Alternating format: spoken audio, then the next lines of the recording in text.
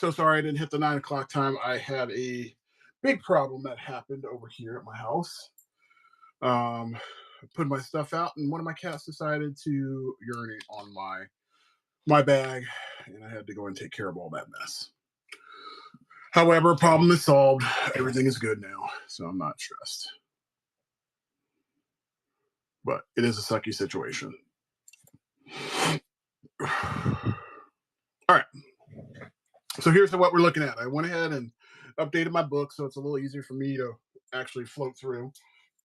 So this will basically just show me my sold pieces, things, and all that stuff I'm working on. So I have two sold on this page, which I believe was, you know what? I have the list, so I can just let you know right now.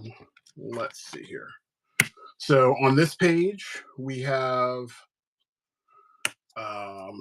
Apocalypse that was sold, and then Yura. And then, what's up? I am Radio Star. Love it. Okay, this page is ready to rock. Just got to put color on all of these characters, which I will come back and do probably as I'm wrapping up this Marvel series. But you got Banshee, you got Baron Zemo, Beast, Beta Ray Bill, got some Bishop, Black Bolt. How you doing, Curly? Black Cat, Black Panther. So this is a mix between old and new. Black Widow. We got some Blade, Cable. This is Cannonball from X-Force. Got to have Captain America in there. Captain Britain, Captain Marvel, Carnage, Cloak, Colossus. Now on the backside here, we got a lot sold. So we have Cyclops left. We got Dagger. We got, I think that's Daken, Daredevil, Darkhawk, or Shadowhawk, I think. No, it's Darkhawk. And then we got Deadpool. And then these three right here that were sold, I had Dazzler, I had Death, and then I also had Doctor Doom. All three of those were taken up. But again, if you want to request one, you can.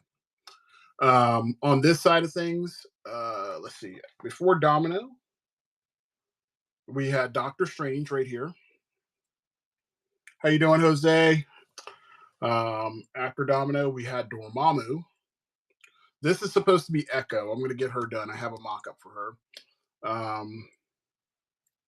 Let's see. Elektra, Emma Frost, Electro, Falcon, and this is Phantomex. Not familiar with that character, but I guess he's an assassin. Firestar, Forge, Franklin Richards. We have the one and only Nick Fury. This, I believe, is supposed to be Fing Fang Foom. Have a mock-up for him. I'm going to do him. Galactus, Gambit, Gamora. I have not done a mock-up for her. I completely missed her. Ghost Rider. We have the Guardian. I'm sorry, this is Gladiator up here at the top. This is Goliath. Green Goblin. This is the Guardian here. Gwenpool, I have a mock-up for. This is going to be Spider-Gwen here. Havoc will also be here. So these three I have mocked up. I just got to go and do them. When I was doing the arranging of the set, for some reason, I missed those, and I also missed a couple others. So I had to redo this yesterday and get this all up to date. On the back side here, we have Hercules. But before Hercules, we have Hela, or had Hela, Howard the Duck, gotta have some Hulk, Human Torch, Iceman, Invisible Woman was here, Iron Fist, and then we have Riri Williams. So we're going to start with Riri this morning, and then I'm going to work on these. So I'm actually going to go right to this one. This is supposed to be Iron Man, so I'll get that done. There's the mock-up for Jessica Jones, Jubilee, Juggernaut, and this is supposed to be, what is his name? Kazar. So those are my ones that I'm looking at doing today. I'm going to work as hard as I can for as long as I can. And so whoever wants to hang out, please feel free to. If you have any questions, Just to give a filler for those that are new here. Basically what we're doing here, or what I'm doing here, is last November I decided that I wanted to go ahead and extend the idea of doing, you know, the prompts. So basically I did Inktober. And from Inktober, I was like, I love doing all of these comic book based characters that were of X-Men, but I want to expand it. So I went ahead and I was like, I can do 100 comic book characters. I'm going to do 100 Marvel characters. But that got me kind of bored. And I was like, okay, I'm still going to do the 100, but let's go ahead and just amp it up a notch. Let's go to 1,000 different characters. Um, and I was going to go ahead and say I was going to do 1,000 different Marvel characters, which there are. Um, but again, that gets kind of monotonous and boring. And I always like a challenge. So the thought was I'm going to do 10 categories, and within those categories, I'm going to do 100 different characters. Hey, how you doing, Jeffrey?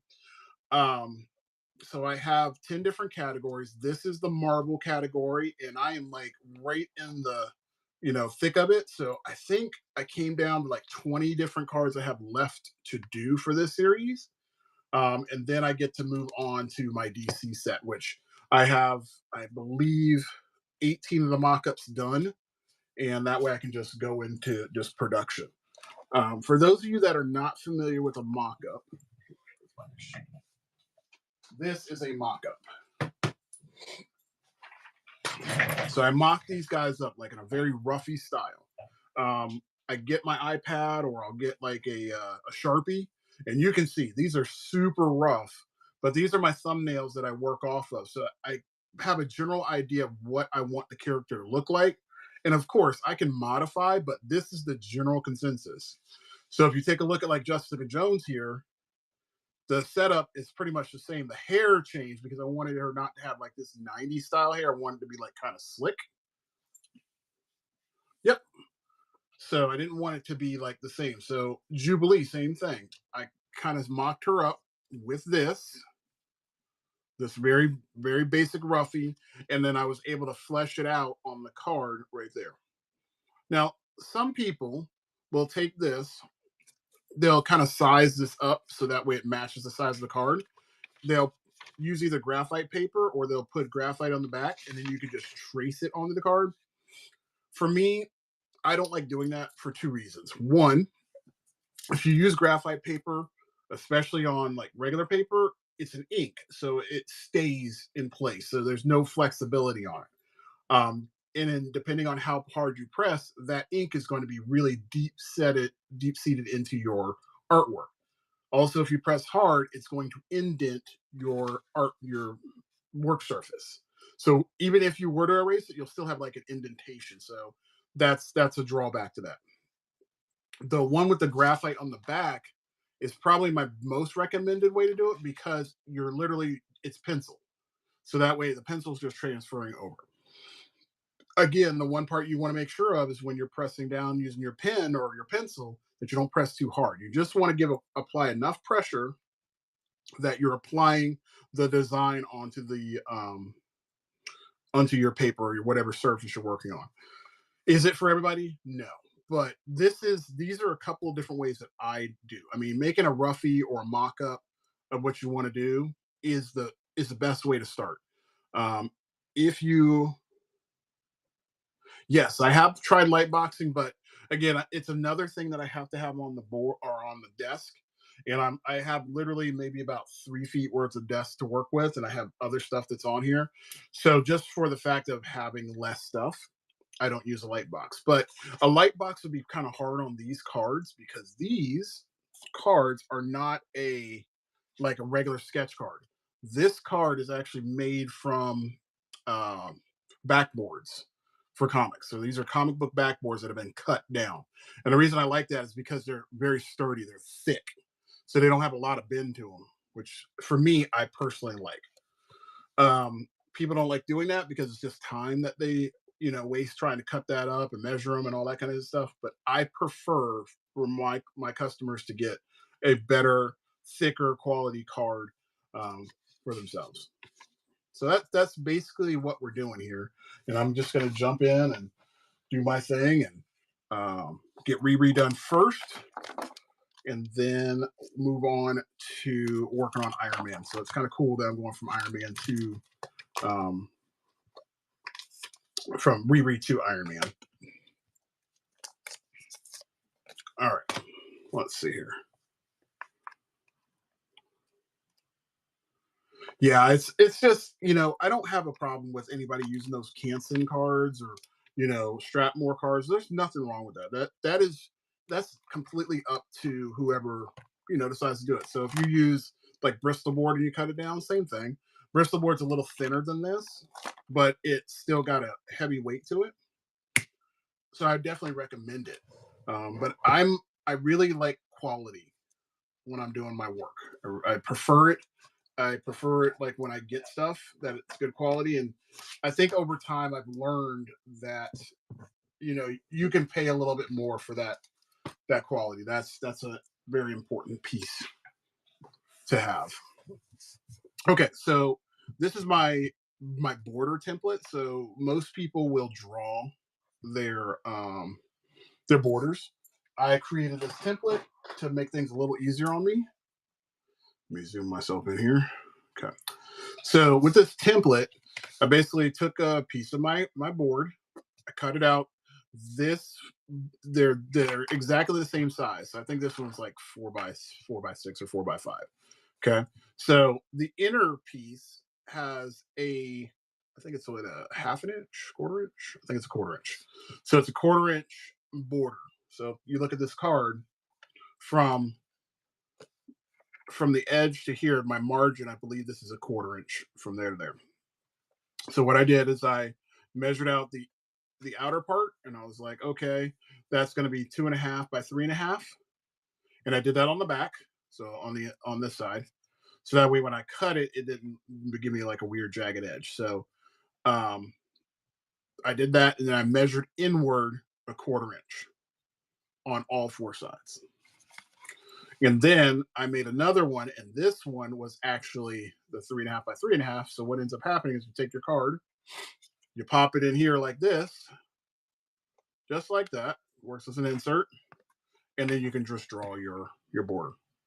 And I do blue pencil, or you can do graphite. Doesn't matter. I wouldn't recommend doing ink, only because I like to break borders. So like on some of the cards, let me show you one.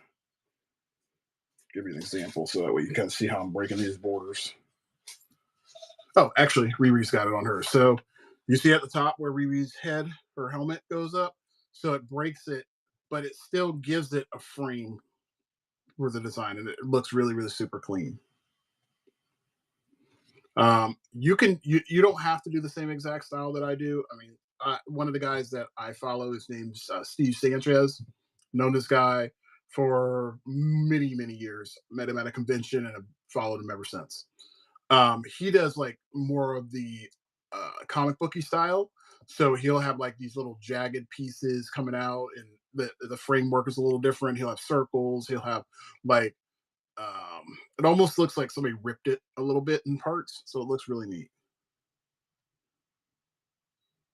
Yeah, I am doing that with a photo line, with a photo blue line. Yes, absolutely, absolutely. So Gabe, your piece, the one that you got from me, the Spider Ham. This is your mock-up for your Spider Ham.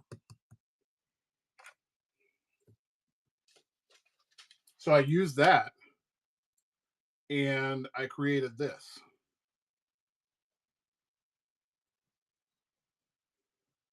So I did this live a couple days ago. So your Spider Ham ended up turning into that.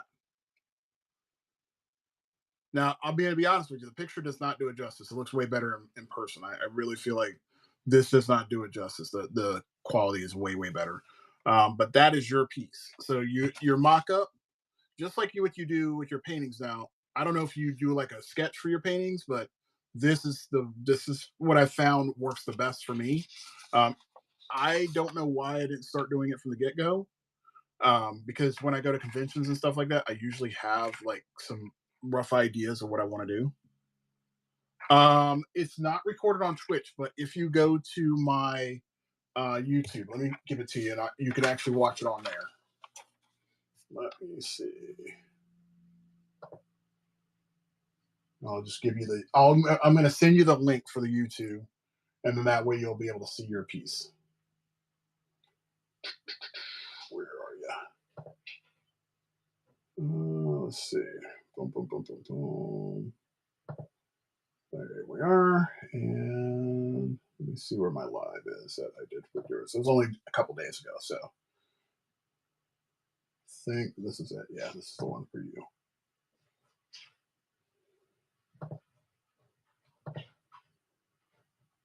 Yeah, this is it. Copy. And put that in the live. Yeah, all my stuff that I do for you guys gets sent over there. I'm Here's the thing. It depends on what I'm using. So like my laptop, which is my main computer that I use for day-to-day stuff, is a PC. My All of my work computers that I use are all Mac. So all of them are different. Every one of them is a little different than the other. Um, I can't really say that I'm a Mac or a PC person. I prefer the tool that is going to do the job the best. That is the best way to look at it. So when I look at production, when I'm doing like artwork online and stuff like that, um, I think my Mac would do it the best. Reason being is that with the Mac, and I will say more so to their older computers because that's what I use at work. So we have the 27-inch Macs that they made before the new ones came out last year, and the 27-inch is huge. So the size is great. The benefit on that too is that you have a big workspace, but the software is made for Mac. So I use a lot of Adobe products, and the two like work hand in hand. So I don't really stray one or the other. If I'm doing like video editing and stuff like that, if I need to do video production, PC is the better way for me to go because it can handle the load better. Plus, with PC, you can do more manipulation with it. What about yourself? What do you like to use?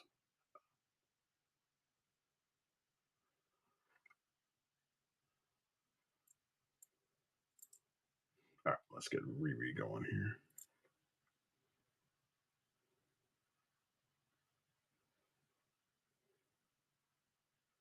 Yep, that's it. Well, I put the blue line frame on. Um, I put it on the card first, and then I just draw onto the card. So, like right now, or later on, what I'm going to end up doing is like on this card right here. This will have Iron Man on it. I already did the frame for it, and I'll put Iron Man in there because I want to give myself kind of like a container. I don't like, preferably from what I like to draw, is I don't like to have everything filling the entire card because here's the problem. If you have artwork that goes all the way to the edge, depending on where it is on the edge, you could actually destroy like it can mess up the artwork. So if you have it like right up here at the top, if like say for example your top loader or you have it in a binder, it starts scraping the top of that, it's going to destroy the artwork. So this kind of lets me know how far I can push it. That's the reason why we have margins and bleeds and stuff of that nature, just to kind of give us a place where to stop our artwork. And again, it's personal preference. Not everybody does the stuff that I do. So that's a personal preference on that. Where's that? There we go. All right, so I'm going to pop in some light. Okay, so the light's going to be coming from the left. So the shadow needs to be on this side. So we're going to give her a little bit of shadow here.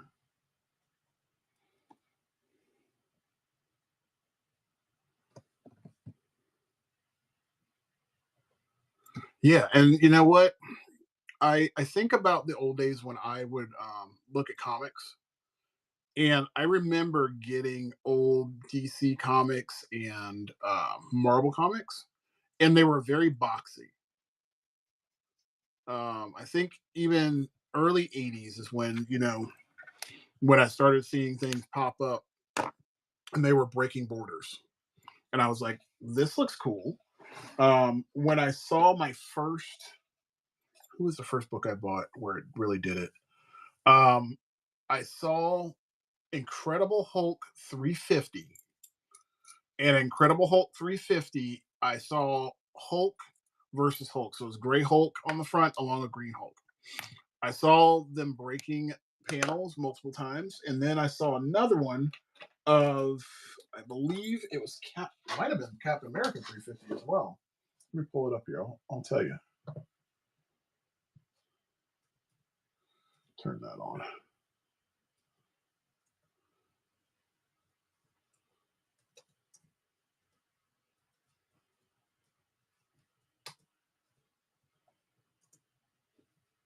Yeah, Captain America 350. It's um, Captain America versus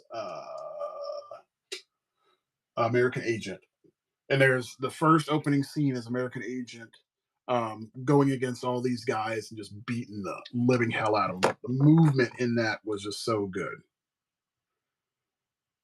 Hang on one second. I gotta send a message.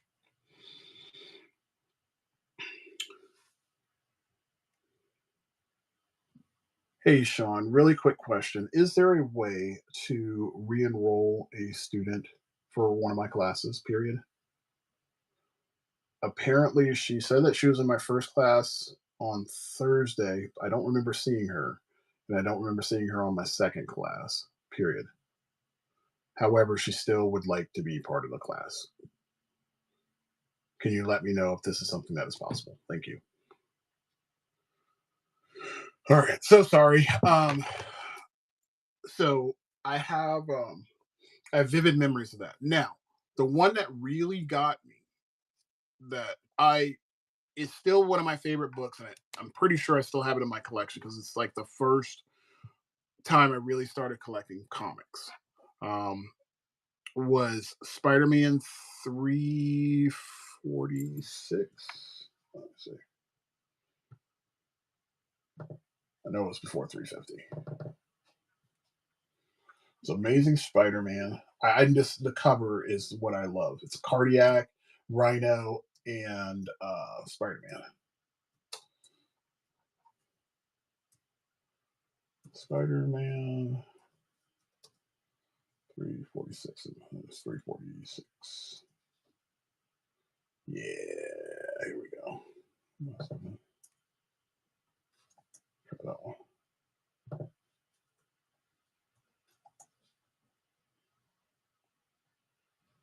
Definitely not that one. There you go.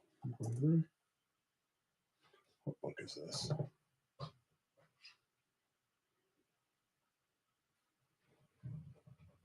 Sorry, I'm trying to find this book because it's very important that I pull it up because I'm pretty sure this is it.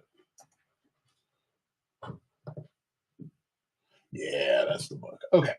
So it's Amazing Spider-Man 344. Let me actually close this up so I can show you guys this thing because I love this book. I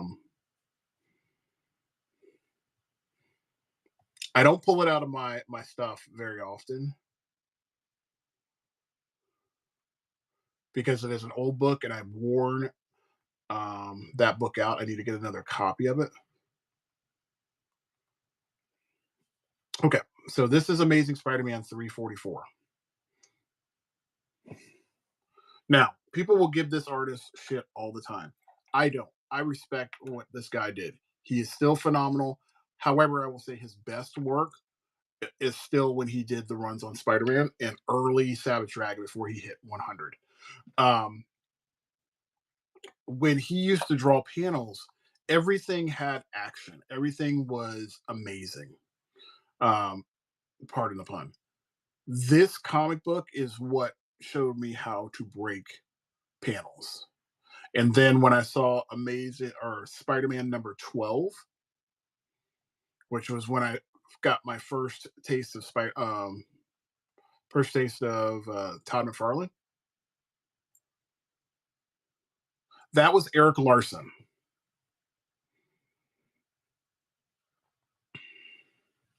So this book, we had a homeless dude that used to come by my park where I used to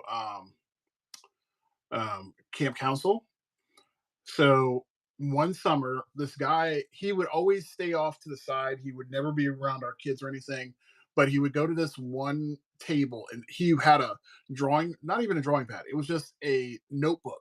And he would just redraw parts of the book that he saw. And he was just very, that was his calm time. But for some reason, the kids gravitated toward him because they liked seeing the man. He would not talk, he would just illustrate. If the kids asked him a question, he would answer it, politely and whatnot, but he would never shoo the kids away. He always was just there to, that was his quiet time. Like some people would read, he would draw. So when I saw him drawing from this book, I was like, hey, what is that? And he tells me, it's like, this is the book. He showed me the cover. And at that time, it's still the whole idea of, collecting comics really wasn't, big in my head yet. But I saw the work that he did inside of it, and this being Todd McFarlane. Um, and he did a really, really good job. Let me give you Eric Larson's name spelled a little differently, so I don't mean to correct you, but I've had him.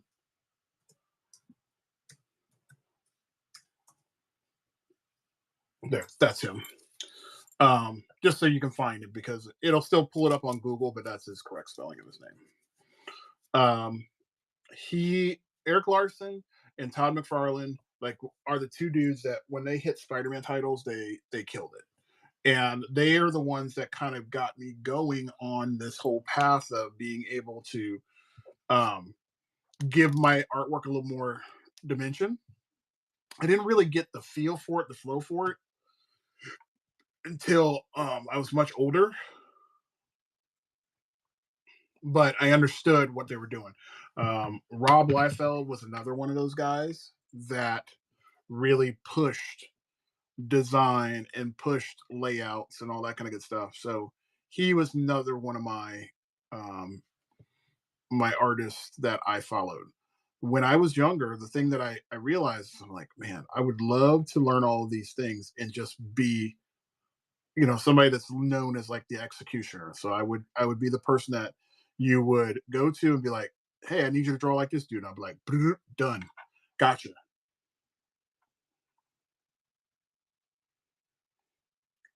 All right. Well, Jose, have yourself a good one. I'm going to be back on here tomorrow. So if you happen to pop in tomorrow, I would love to hear from you, buddy. Take care. Have a very blessed day, sir. Um, so Eric Larson and all the image guys, every one of them brought a little bit of flair to their work that made them a lot more dynamic than the people that even went after them. It took a lot of people to catch up to do what they were doing. They were a next level artists, and no matter how anybody cuts it, they really brought a lot to the table. And people like myself, and I think you're in the same like age bracket. When you saw that kind of stuff, you're like, "Whoa, this is really crazy. This is so good." Hey, Angel, welcome to the stream. Working on these sketch cards today. Yeah, I would. You know what? I thought about it the other day because I don't know if you saw it, but they just dropped the teaser trailer for um, Masters of the Universe yesterday, and it brought me back to when I was like little, and I was like, oh my god. So I realized I feel like the kids that are growing up today just don't have the feels. They didn't get to experience some of the things that I or you got to experience when we were kids. It's just not the same. The appreciation's way different.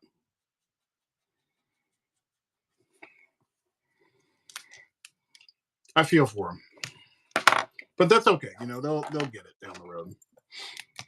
I mean, I don't. We're never gonna see a comic book, um, basically a revolution like we saw with Image. It's not gonna happen again unless comics, completely go out the wayside. We're never gonna see that again.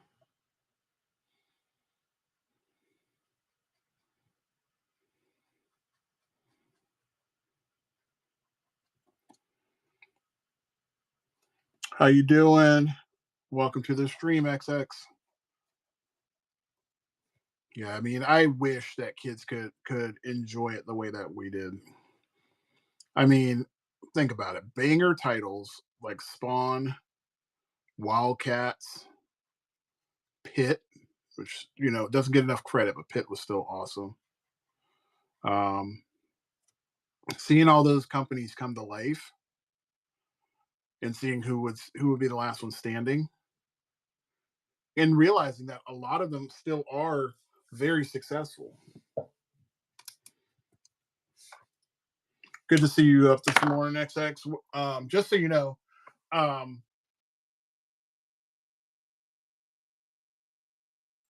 okay, so I'm doing a series of cards. This is 1,000 cards. Um, Shoot, I'm running out of ink on that one. 1,000 sketch cards, and I'm trying to work through my marble set right now. That's the goal, get through them all. And I will. That's a fact. It's gonna happen. I think once I get past marble, it's gonna be smooth sailing from there. Okay, cool. I got a 5 I can use. Sweet. Okay. So people are allowed to, pick these up if they have cards that they would like, characters that they need to, finish up their collections or add to their collections. This is the way to go.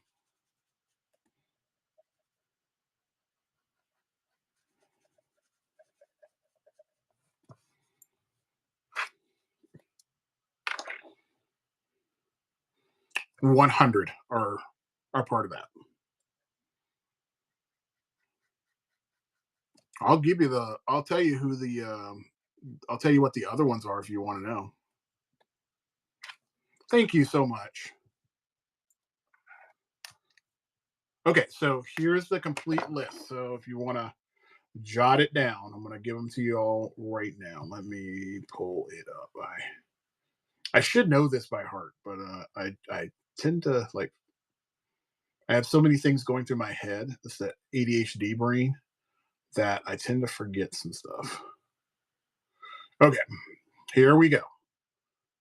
So Marvel is the first set that I'm going to be working on. From Marvel, I go to DC. Then I do Image comic book characters, video game characters, which I'm really looking forward to that one. Then I get to do Transformers after that, which is, I mean, that's like a chef's kiss. That's a fun one. Um, then we go from Transformers to Pokemon. So if you are a Pokemon fan, this is going to be the one to jump into because I have only drawn, I could probably say on my two hands, I might have drawn like 8 Pokemon characters. And of those 8, I've drawn, Pikachu and Mewtwo so many times. Those are the big ones. So I'm going to do that one. That one's going to be fun. I'm pretty sure that one's going to probably be the most popular because Pokemon's like super huge right now. From that one, I get to go into anime. What's up, Kay? And from anime, go to movies. Then we're going to wrap up with cartoons and wrestlers.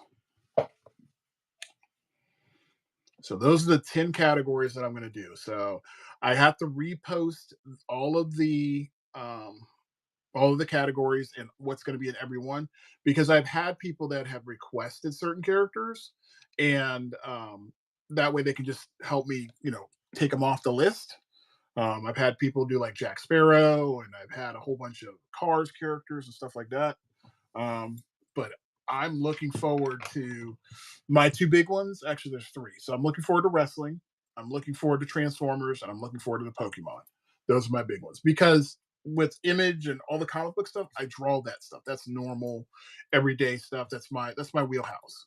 But being able to do the Pokemon one, I'm really excited. Let's see. Marvel, Image, video games, Transformers, Pokemon, wrestlers, cartoons, and video games.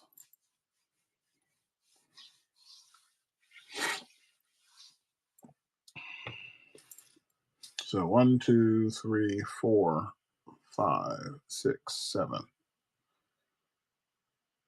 Cartoons, video games, and I'm trying to remember what the other one is that's missing off that list. Anime is the last one that you're missing off that list.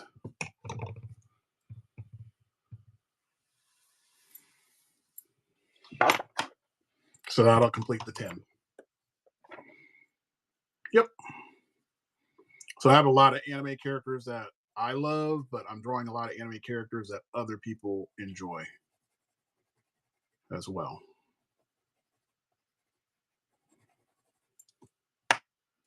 Yeah, there's going to be 100%.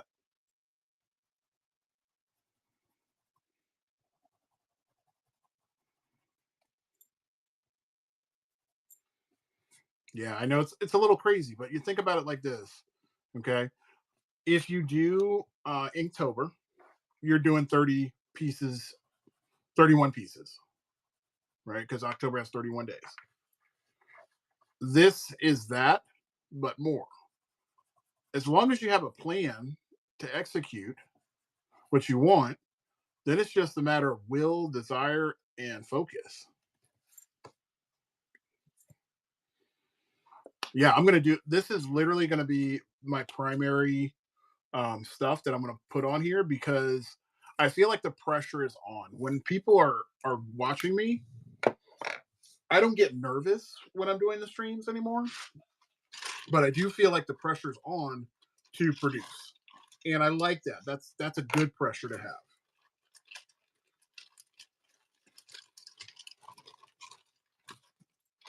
And the cool part is that when I get requests for anybody that does stuff, even like yourself, um, I typically get requests now on here that are characters I've never drawn before.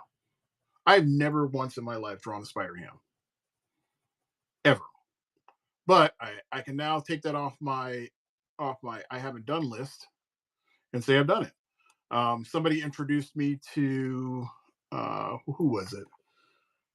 Casey Jones's daughter, and I never knew that Casey Jones had a daughter, but now I do, and now I got to read the book. Was it Bucky? Sorry, I don't know that character. No, it was Casey Marie. So this was the one I did that other day. Yeah, actually it was. Yeah, yeah, he did. Yes, he did. That was him.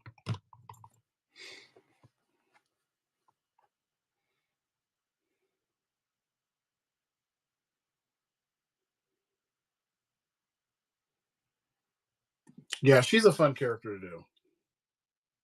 I did a chibi version of her a long time ago.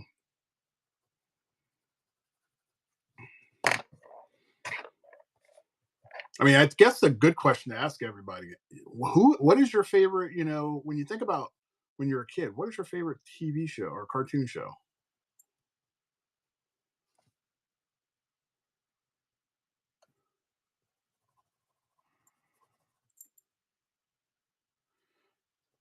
Well, I was just saying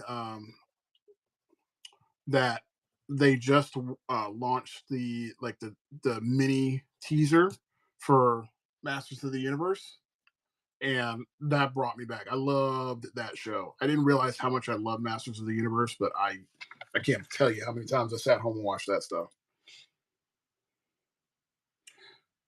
Johnny Quest. Wow.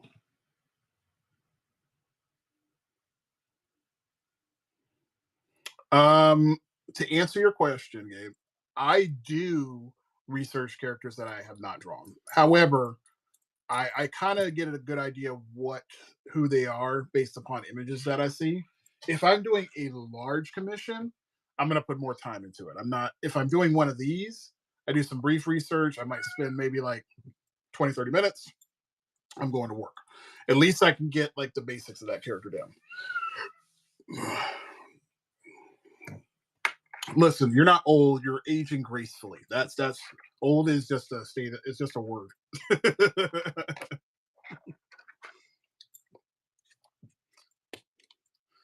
So my thing is that I mean, if I had to look back at some of the cartoons that I loved, and I think they're on my list, Ren and Stimpy will always be like one of my favorite shows I've ever seen.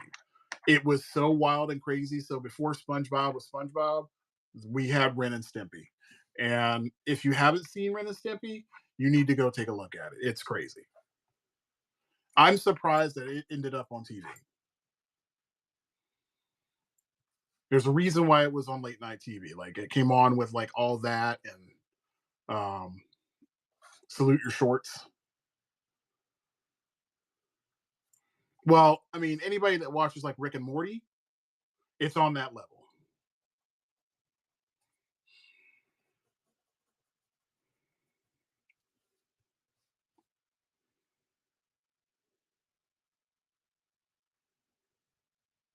Pinky and the Brain is a good one too. Absolutely.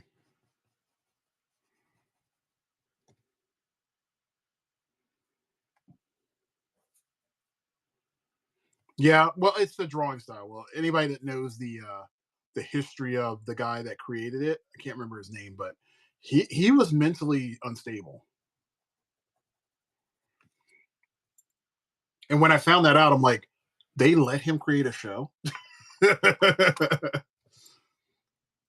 But it still sticks in my mind as like they're epically great characters. Um, Doug was great during that time. Rugrats, if you were like the original Rugrats. I'm not talking that stuff that came on after when they got older. I'm talking about the original Rugrats when they were babies. That was the stuff.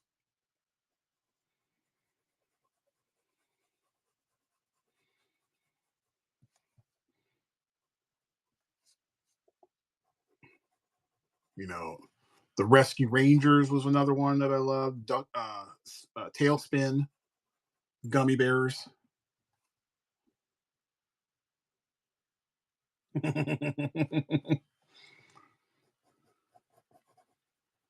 mean, there are so many I could list off. Darkwing Duck.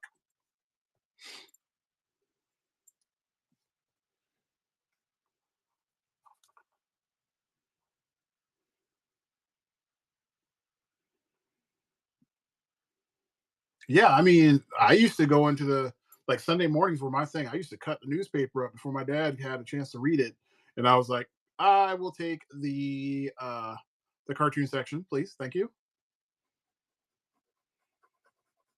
And then I just give him the newspaper all jacked up. Now, are we talking Space Ghost Coast to Coast? Or are we talking the original Space Ghost? Scooby Doo's a good one. How about Tiny Toons?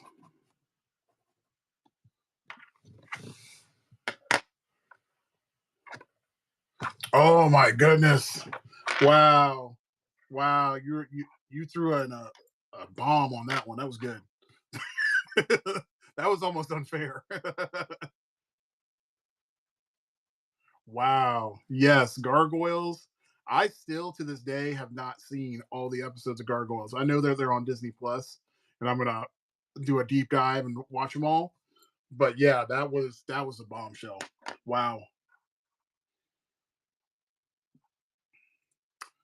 You know what? I I can't disagree with you on the Looney Tunes classics. They are epic. They're really good. They're they have their place. There's a place in my heart for that I just can't. I can't.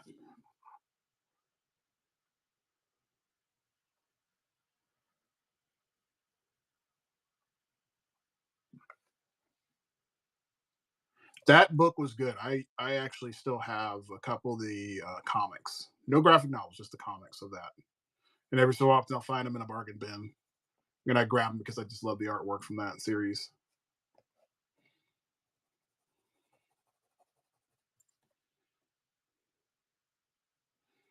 Well, you know what? Nobody says anything about Thundercats because of the horrible mess that they did with the last two series. But all respect to the original Thundercats.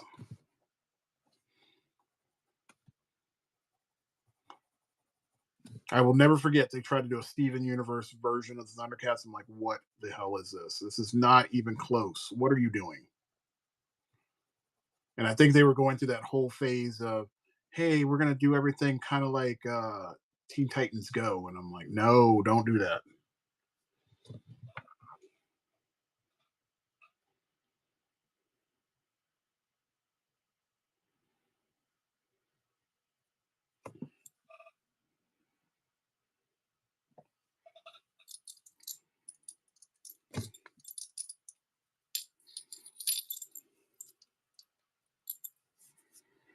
Look, I'm gonna be honest with you.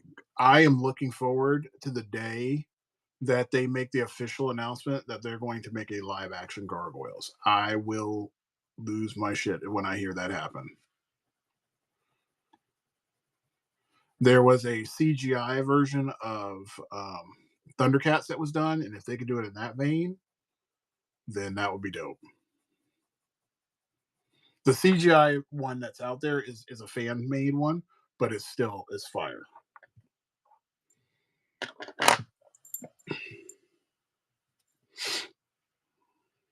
All right, there's my orange. Got to base this with an orange, and then I'll pop it in the yellow. Let me see what my boss said. Hang on, guys. So sorry. I got to do work and work.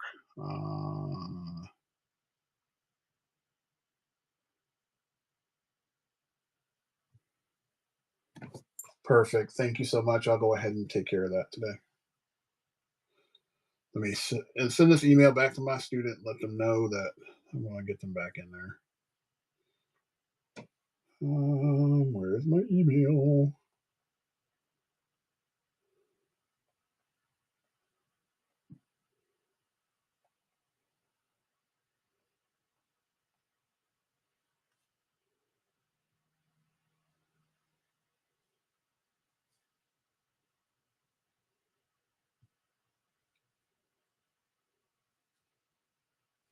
Good morning, Caitlin.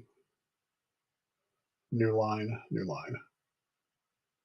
Please come into class this evening. Come and see me, and we'll get this situation all squared away for you. Period. Sorry about the inconvenience. I'm looking forward to having you in class.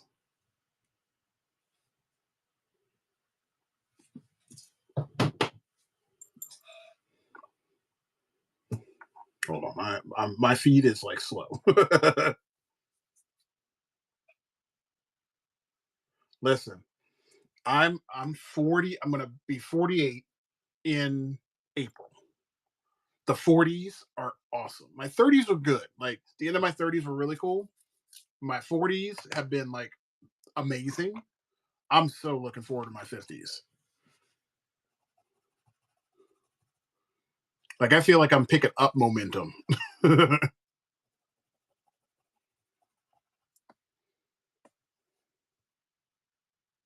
Yes, it's true. Because now you're focused.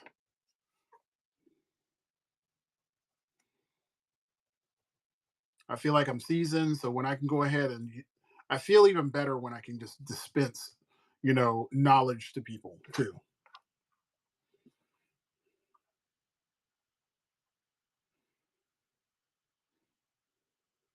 Look, being older is good as long as you are, using, you're gaining more wisdom. Like I've seen 50-year-olds that, are dumb as hell, even people in their 60s, and you're like, dude, when are you going to grow up? You're acting like you're a 2-year-old. Like, grow up. However, those of us that, have a better idea of things, we get better with age. Kind of like a fine wine.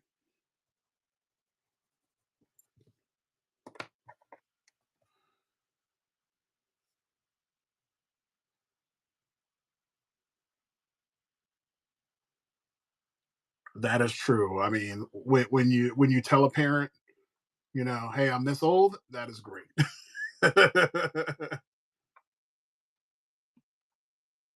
Look, I still feel like I am younger.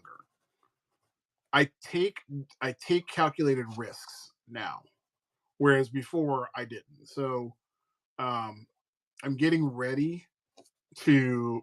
The people in my church have this like fitness challenge, right? And basically, what it is, they have certain goals that they have to hit each week, and if you don't hit the goals, you're out. Like, you have to do them. Like, you have to exercise so many times a week. You have to do like this special goal each week. And I'm fine with that because I'm very competitive, and it's not about the money, because I mean that's the fun part.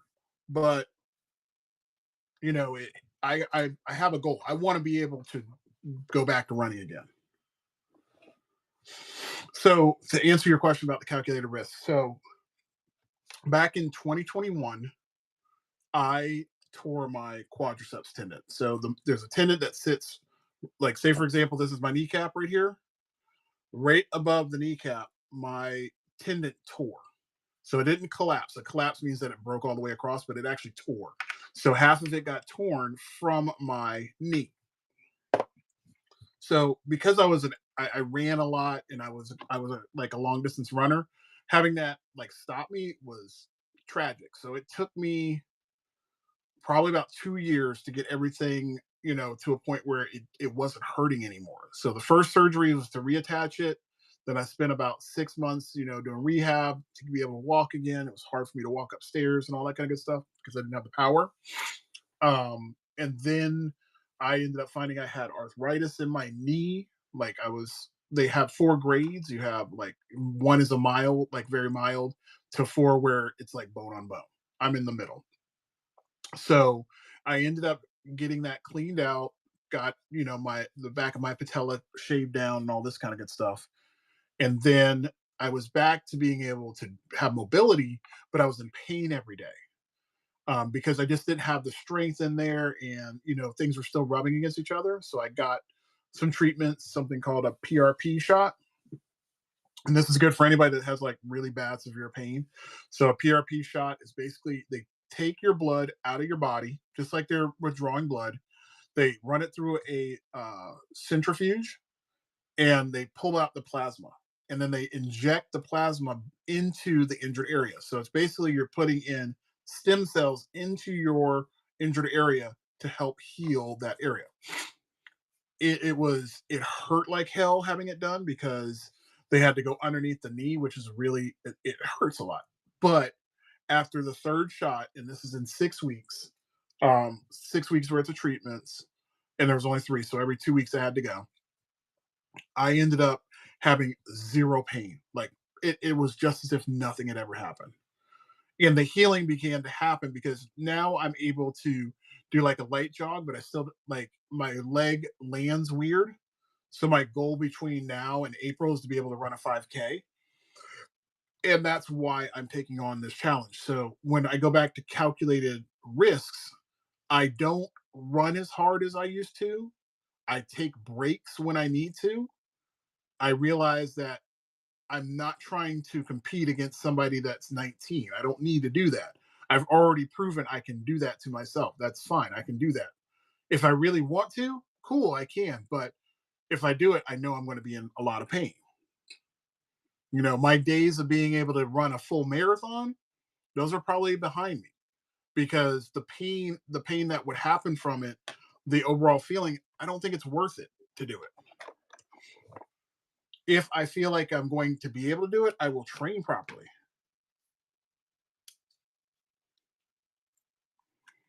Um, to answer your question, when I feel like I'm adding too much to it. That's the answer to the question. To the what I know the card is done.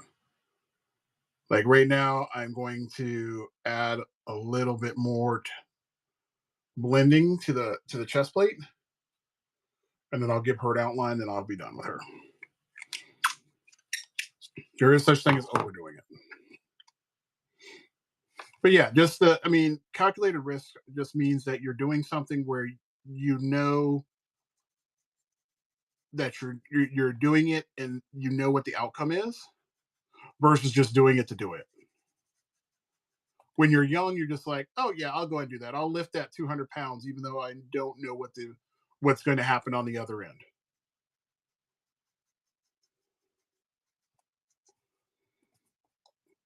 Making smart and wise decisions.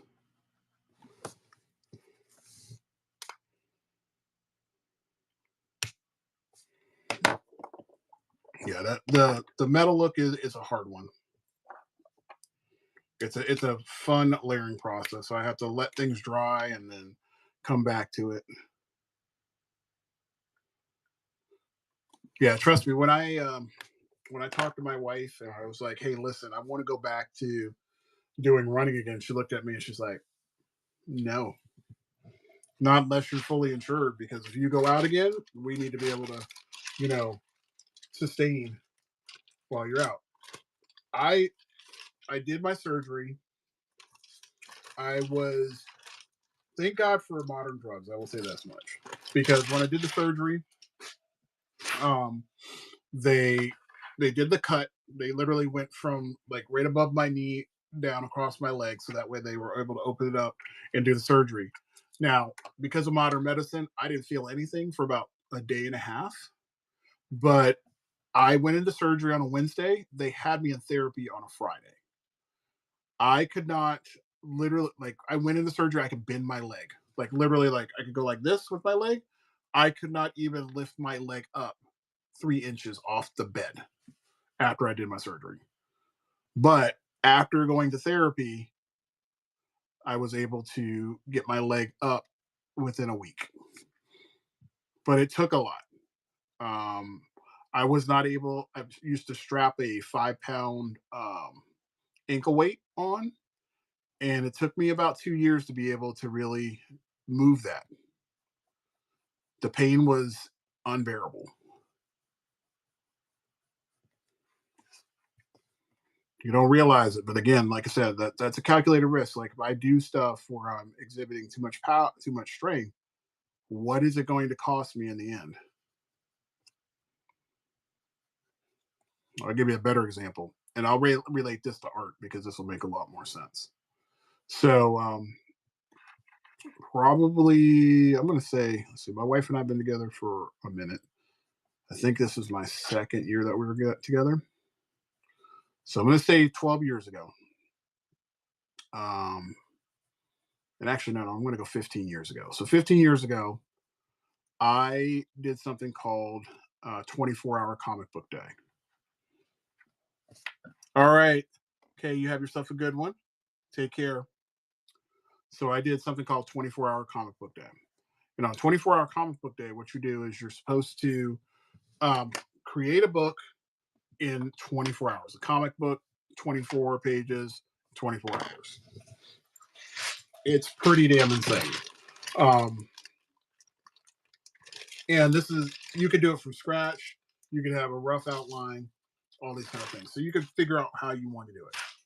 I went into the first one with just a basic story in my head, um, a basic setup of how I wanted or what I wanted on each page.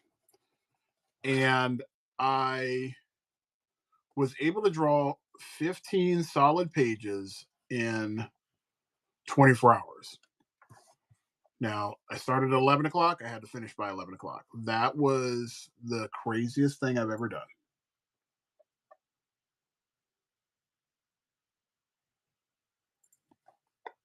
Yeah, this was when I did mine. Mine was a full size. Like I was doing 11 by 17 pieces of Bristol board. So I had no pre-done layouts. I just knew what I wanted on each page. So I had broken down what was going to be on each page. The premise was death to Twilight, because at the time Twilight had come out and I was like, I hate this movie. I hate everything about this. This is just, I was so pissed off when I went to go see the movie. However, I had a friend of mine, Scott, and his wife. We all went out to go see it. She loved it. He loved it. And I was like, I hate it. I'm never going to watch this again.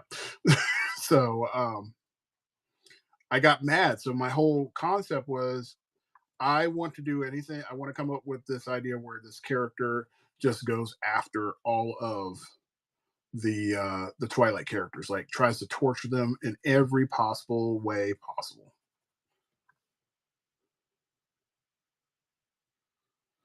I did not set a timer, and this is one of those things where I did everything wrong. I learned everything the hard way. Um, I wish I had. That would have been a better thought process. But I did. I went back to it again a year later, and I think at this point in time, my wife and I had been together for a little bit, so she knew I was nuts and I did crazy things, and I would love to do comic book stuff like this. So I told her, I said, I'm going up to Melbourne, which is about an hour away from our house. And I went to my favorite comic book store, and I said, I'm going to do this because these are the crazy things I would do. Like, I didn't realize that, I was an hour away. Like, I didn't think about that dumb stuff. How was I going to get home? What was I going to do after I got done with this? However, I went there. Um, I drew for the 24 hours, and then 11 o'clock hit, and I was literally exhausted. Like, I had nothing left in the tank. I didn't sleep the entire time. So I had to drive an hour back to my house, and I crashed so hard. Would I say it was worth it? To a point. Would I do it again? Probably not, because I don't need to do. I've proven I could do it. Like, I finished that book. That book, I finished 24 pages. The first time I did not. Second time I knocked it out.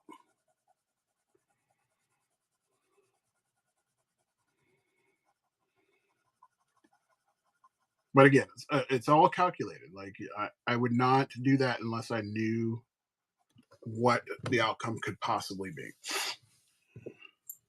All right, I think she's looking really good. Like, on this kind of stuff, I don't set timers on this. I kind of like, when I'm speaking, I know that I have a certain amount of time I can do my stream.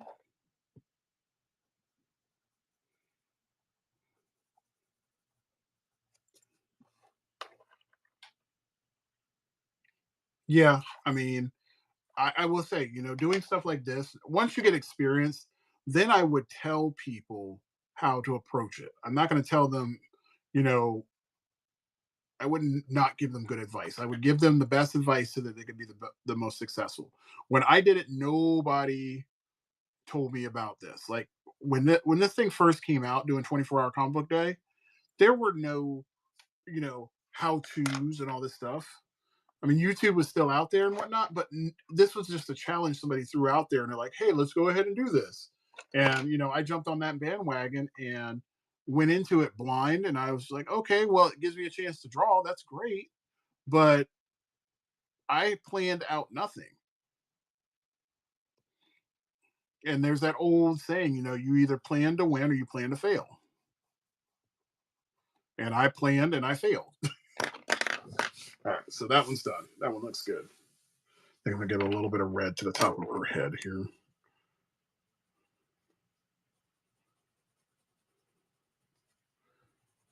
I like this Riri Williams suit better than the one that they put in the movie.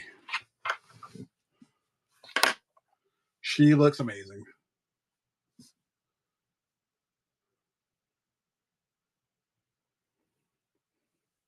Yeah, I mean, we had one guy. He was so just different. He did like a book of shapes. It was so very, very different. I liked it. I mean, it was very unique. I think it was more so for the fact you had a lot of people coming in and out, and they were trying to figure out what was going on, and you had people kind of championing your success. Like they wanted you to succeed in doing it.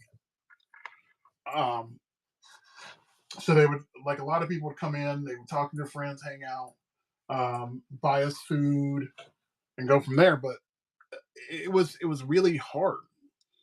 It was probably one of the hardest things I've ever done.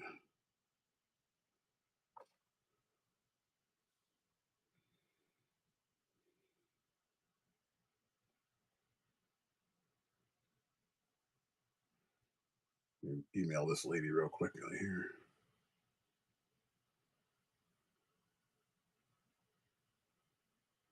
Let me see here.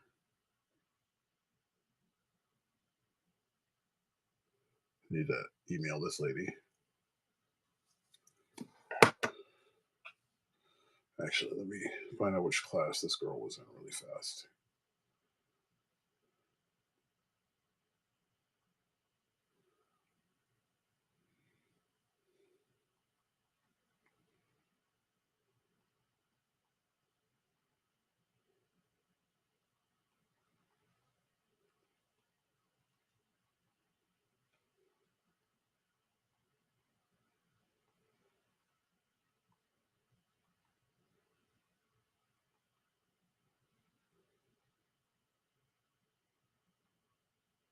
Okay, 1,000.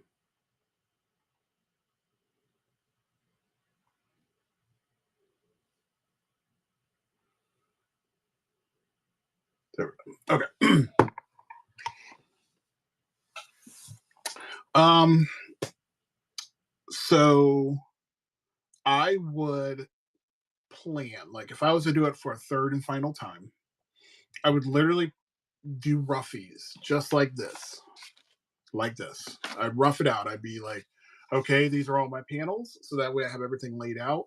I would have all of my boards already pre-done with the layouts for each panel, so that way I can just go straight into work. I would like to get rid of all the fluff. That's the part that usually takes a lot of time, because if you're trying to measure out where panels are going and all that kind of good stuff and figuring out flow, that can slow down your process. If you've done a lot of the prep work ahead of time, you figured out all the pacing, you figured out where people are going to be positioned and all this kind of good stuff, the flow is smooth.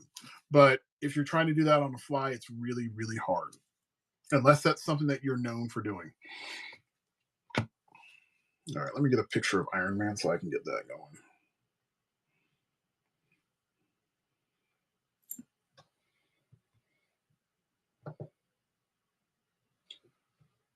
Let me see here.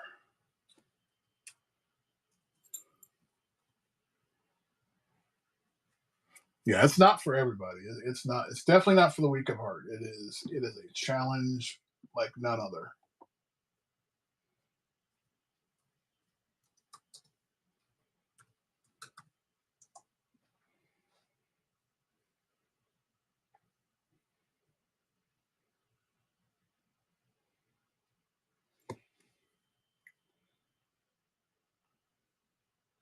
All right, so this one is going to be a little bit different than.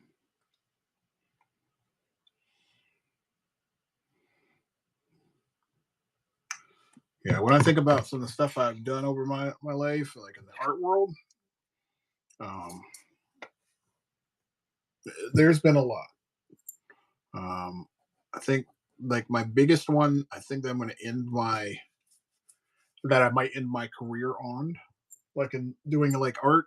I'll still do artsy things, but I think my biggest one that I'm trying to achieve is, at my college, I want to build a an animation program, because the school does not have one, and I know it would serve a huge benefit, not just for the school, but as far as like how kids learn. Animation is not easy. Animation is a patience game. It's team building. Like, if you're really going to make it work, Doing it from a team standpoint is the best way. Um, sorry, I'm just trying to figure out my designs here. Oops.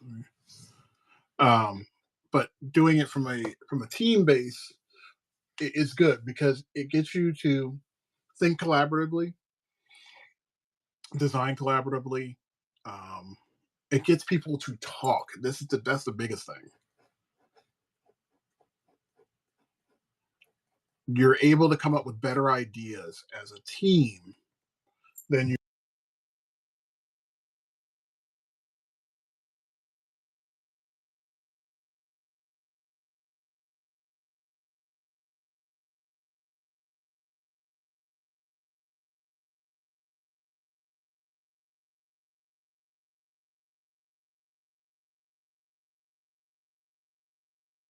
people in the game. But finding good people is hard.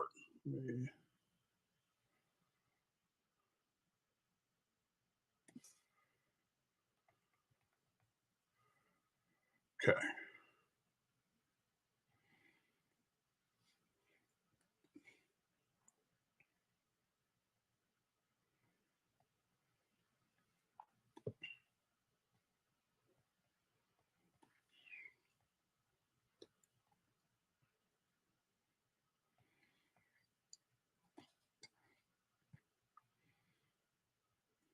Oh man, they just dropped the fucking trailer. Damn it. All right. But finding good people to work together with is hard.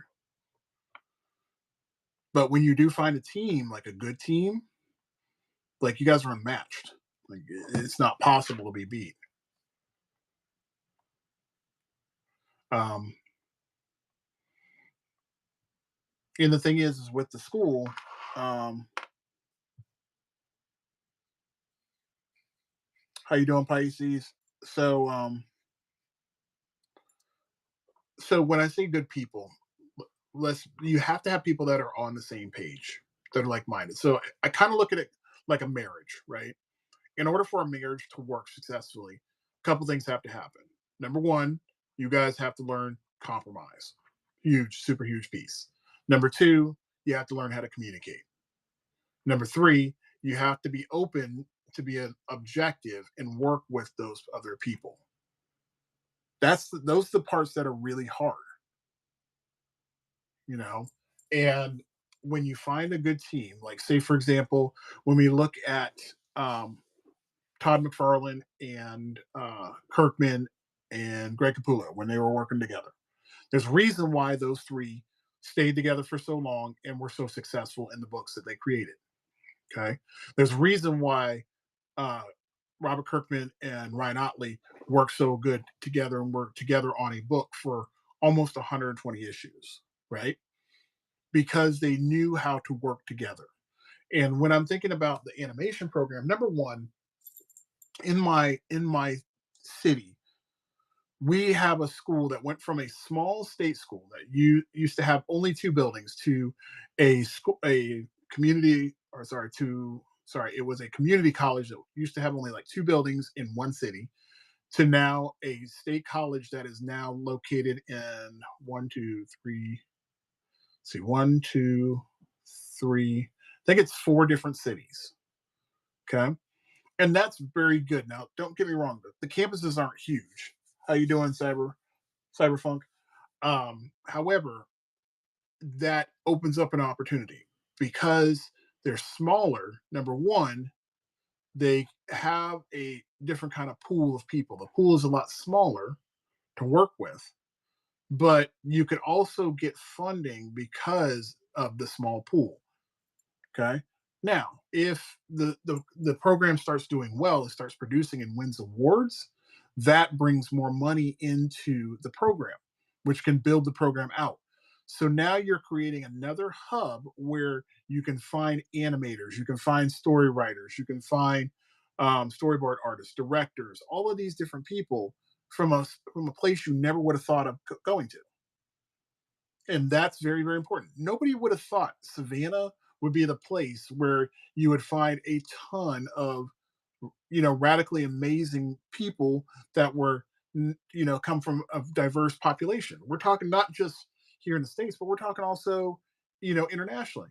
So where I'm from, like, Eastern Florida, having a program like that is huge because it teaches people how to work together, teaches people how to creatively think, teaches people how to make deadlines, create goals, achieve those goals, and receive accolades based upon what they do. Yeah, I'm on the East Coast. I'm over in the Port St. Lucie area, so going directly across from you, about 3 hours. So having something like that is huge. Like Florida, we have a lot of talent here. We have a lot of, obviously we have Orlando, which has a lot of these same kind of ideals in it. So they have the art direction. They have areas where they do like molds and stuff like that.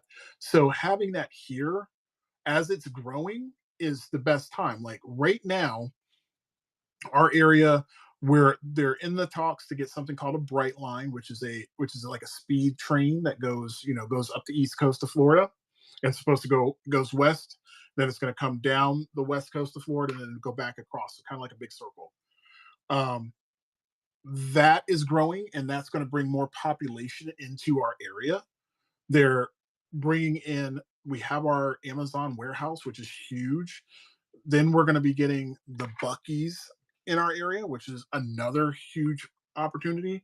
So the money is coming in. We're now getting commercial flights into our area, into a small city. So why not build up a program that is not currently available anywhere in the area? Not even within, the 3 county area can you get a program like that, and that's needed. Like, we don't have an art program anymore. We used to have degrees where people used to get, skills in fine arts, like a 2-year program where you could get that, but you can't do that now. And those skills need to be, fostered. Why are we giving our kids and giving our students to other colleges and making them spend like obnoxious amounts of money when they could just come here, get a good quality education, learn the skills that they need to do, get the connections that they need, and then, make that boom?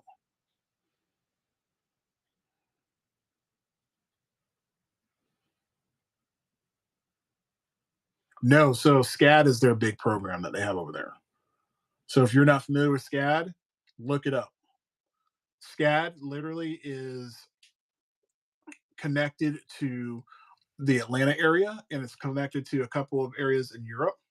So every year, SCAD has a film festival where they preview movies and stuff of that nature. They literally shut down parts of the city just so that way they can utilize that school and that arena. They have, famous actors, actresses, directors, all that kind of good stuff that come in and out of that city every year. And they do everything from animation to filmography to theater, all of the arts that school does.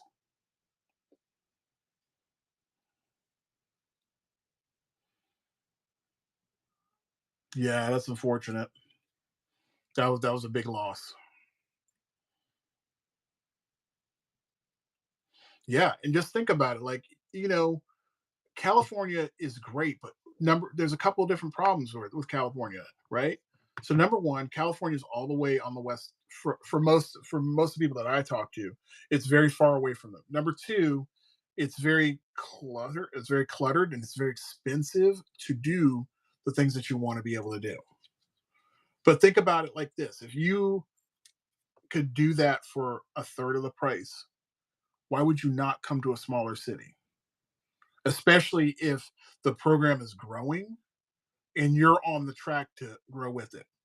We actually had a movie effects company that was here. And I'm so pissed that this happens, but I'm going to tell you the story anyway.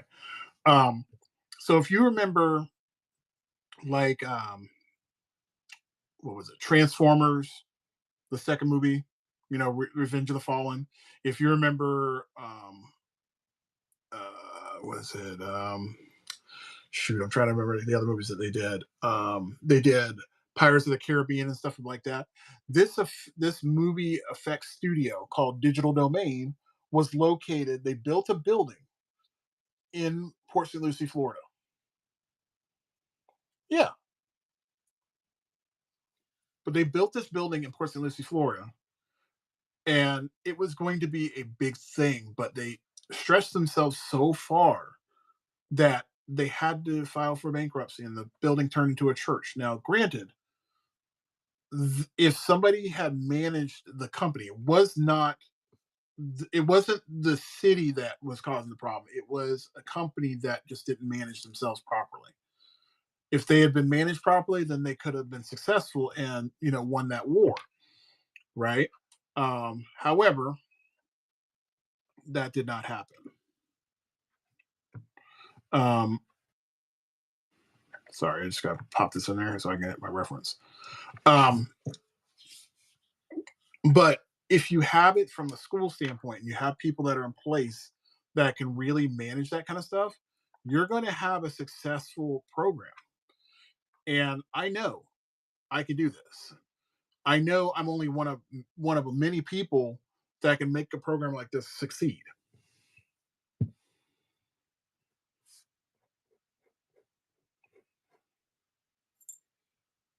But it's going to take time, and it's going to have to take dedication, but it's also going to have to take finding students that really want to do this. And a lot of kids that I know that are growing up today, they want to be able to have programs like this. They're like, I want a place where I can learn how to draw better and create better. Why not? Why not create that? All we have to do is just build the curriculum, get approval by the education board, and we're good to go. We're ready to rock.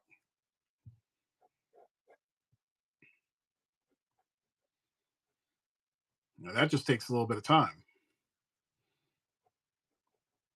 And honestly, I'm a very patient person, and I want this. So if I really want something, I'm going to go for it, and I'm going to keep going for it, and I'm going to make it happen.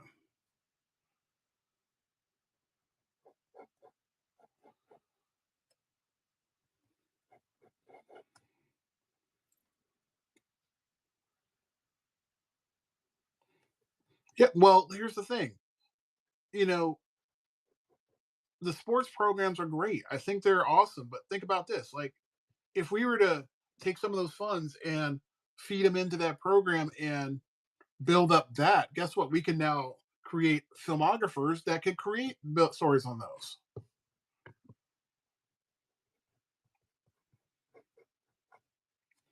I mean, unfortunately, some people just don't look at the big game. They got a movie coming out called The Goat, and it's based on Steph Curry. Like, it's a story by Steph Curry, and it's going to be really cool. The only problem with it is that not a lot of people know about it because it hasn't been promoted well. But I think word of mouth is going to help it. But that was all based on an athlete, right? And it's showing the idea of, hey, you're the little person, but you still got the skills. Let's just go ahead and show you what you can do, be the better person, that kind of stuff.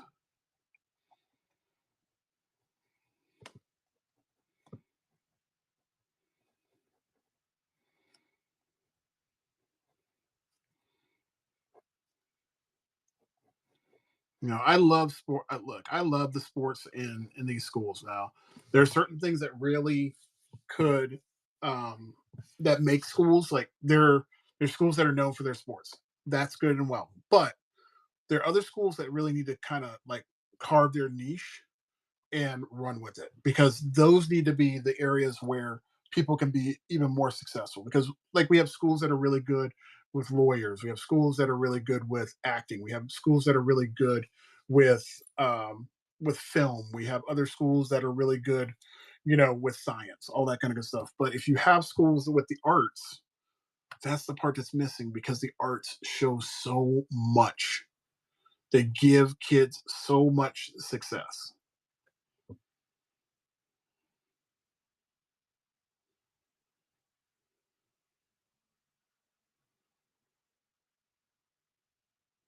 Yeah, I mean, those things are fun.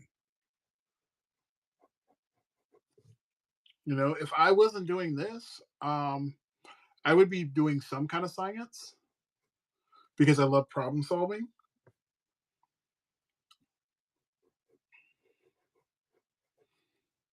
I mean, I'd probably do like structural engineering or architecture because those kind of things really are fun to me. Again, problem solving has always been one of those things that I've enjoyed. Give me a puzzle, I'll sit down there and I'll try to figure it all out. That's why people come to me when it comes to figuring out electronics because I like to tinker.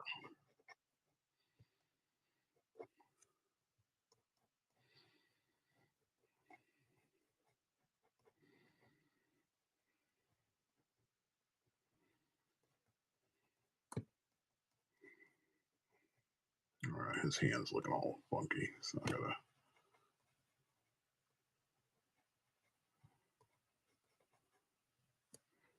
Yeah, I'm 100% behind the arts. Like that's my passion.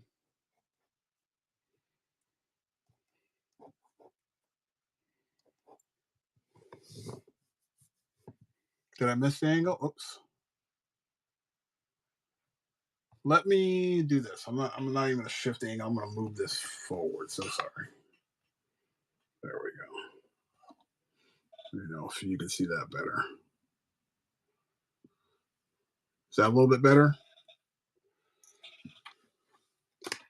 I'm getting ready to go into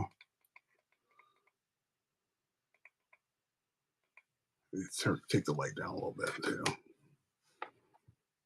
I'm getting ready to go into pencils, so you'll be able to see a little bit. Oh, it's way hella darker. I don't like that.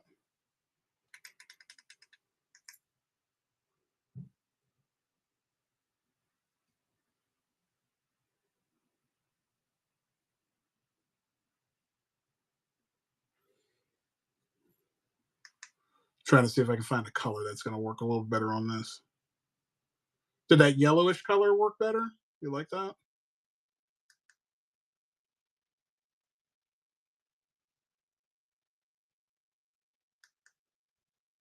We go to that one. Yeah, that one comes out a little bit better. Okay. Okay, so I'm getting ready to go into doing my inks here in just a sec. Perfect. Yeah, I've decided I'm going to invest in a different light because I don't like the light that I have, and I didn't realize I didn't think about it, but the light I'm using a ring light above here, and the problem is the ring light has a hole in the middle of it, and depending on what you have it projecting against, you get a shadow in the middle, which throws things off. So I'm getting a flat light that'll just project straight light on there. Oh, you know what? That would be dope. If you could send that to me, I would much appreciate that because I'm getting ready to order that today. Should so that way I can set up my new rig this week. Oh, I meant to ask you the other day. Do you stream your stuff? Yes.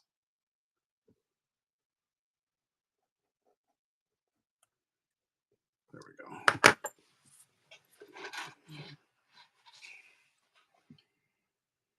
Okay. Well, I'm definitely going to check out your YouTube. That's a must.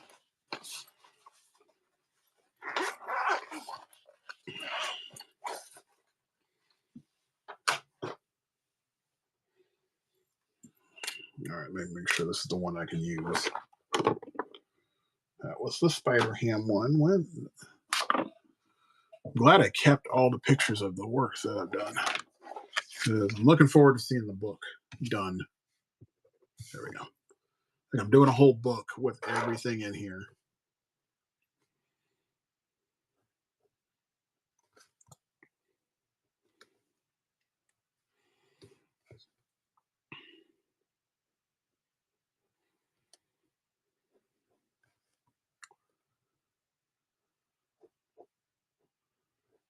I think I might kickstart it. We'll see. Yeah, that's my thing. I'm big on the eyes. Um, and here's this actually goes back way back, and this is also one of the reasons why I love Beauty and the Beast so much. Um, so when I used to watch Beauty and the Beast, I never watched Beauty and the Beast so much for like the movie, but I love the movie because I love the artwork in it, right? And the story behind it. When I was watching the animator, I think it's Glenn, I'm trying to remember his name. He's the guy that did Ariel. But anyway, when he would draw his characters and he would do his roughies, the one thing that I remember him saying is like, I always have to have the eyes of the character done first because that's where the story is. That's where the feeling is for the character. And I'm like, damn, he's so right. Like that, you can tell the soul of a character from the eyes. You can tell where the character's going to go. You can kind of see their motivations.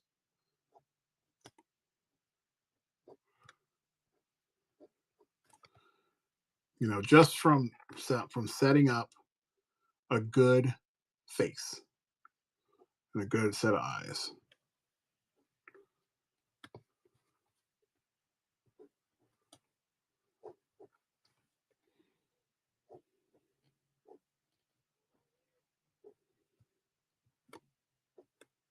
But that's my whole thing. Like I will always start there. Something that I would definitely want to do that I want to try that you do currently is that I want to start doing more pieces with scenery in them. Like I would love to do a series, like a paint series of just scenes where the people are the extras and the um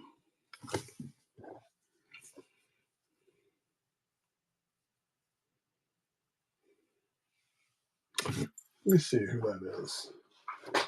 Um I would love to just do that. Let me see who this person is. Ryan Benjamin. I probably know who the person's art more than I know their name. Oh yeah. Yes. Yes, I do know this person. I know this guy's worked very well. So the here's also the part that you can tell. Depending on who's drawing, you can always tell the artist based upon their eyes because their design for their eyes stay the same as well. But his work, yes, he's well defined by his faces.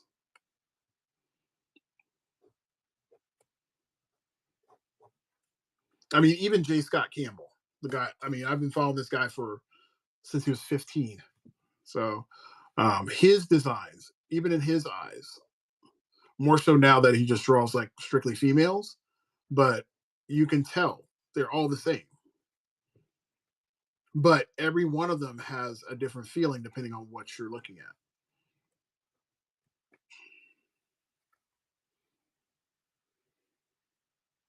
I think J. Scott Campbell just drew his. He just over time figured out what worked best for him.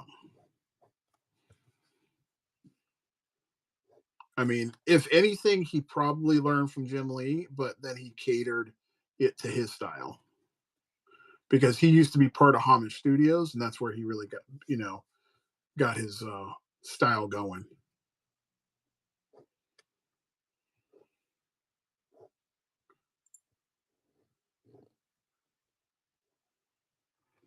But he definitely draws things based upon stuff that he likes. I mean, he's a guy that I think he's got to be. He's 4 years older than me, 5 years older than me. So early 50s. So he was influenced by a lot of his time.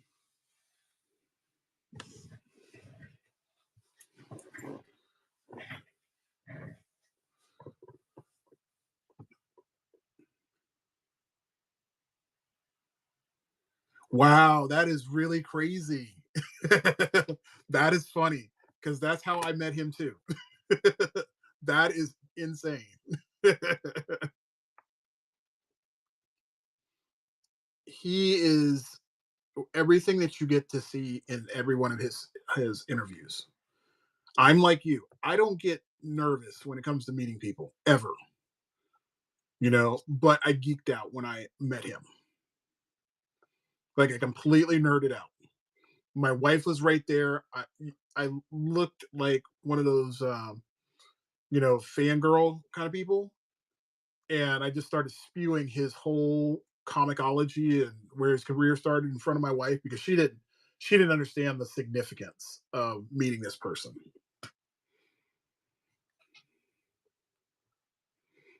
Oh, you did? Wow. Wow. I don't think I've ever had that happen.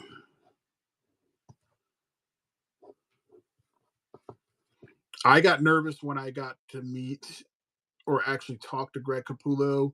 Like I met him, I talked to him when he was like a lower level artist. Like people really didn't know who he was. This is like before Batman like surpassed all the expectations and before he really got his foot deep in um Spawn.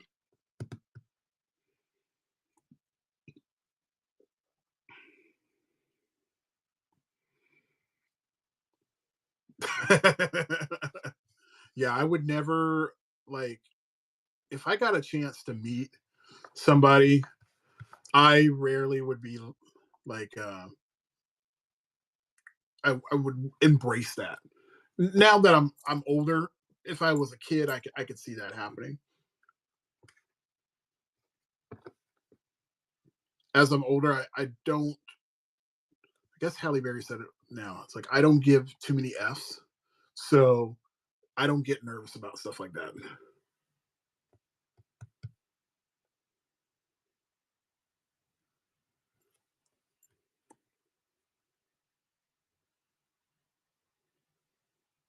Look, when I meet artists, I really I want to pick their brain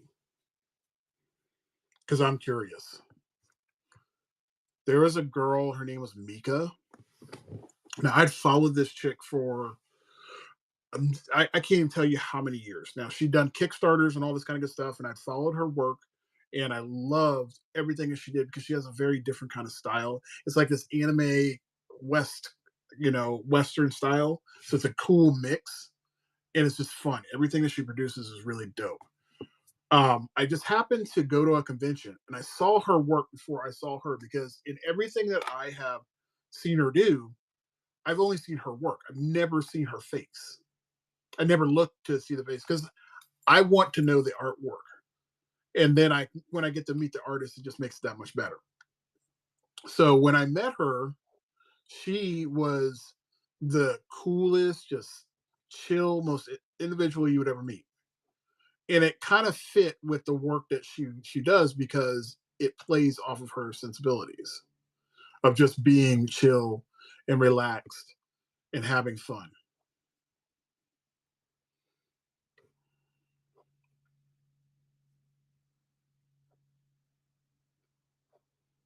See, I bet the day that you put your stuff out there and you go into galleries, if you haven't already, people are going to geek out and be like, damn, he's so good at what he does.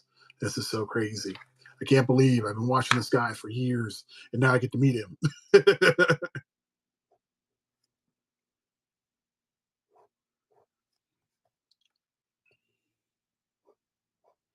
I'm not going to lie. I would love to see you produce a book of just painted illustrations.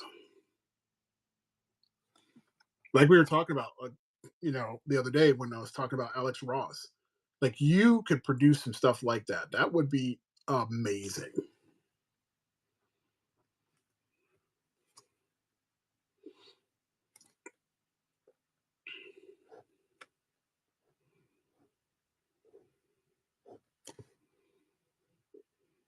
All right, just gotta make sure this hand is right. Because if I mess up this hand, I'm done.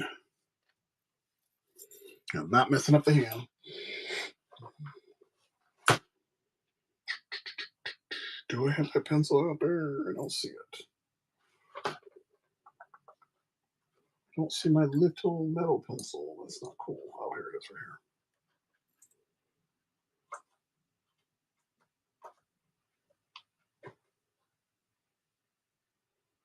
Oh, thank you very much.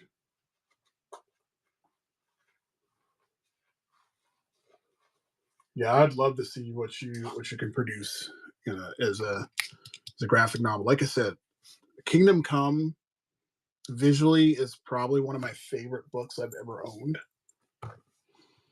and I've owned a couple of them. I gave away one to one of my friends, and because she really wanted to learn how to draw. And I was like, look, take a look at this book. This will help be a helper for you. Then I got a second one, and I kept that one. So I'm not getting rid of this one.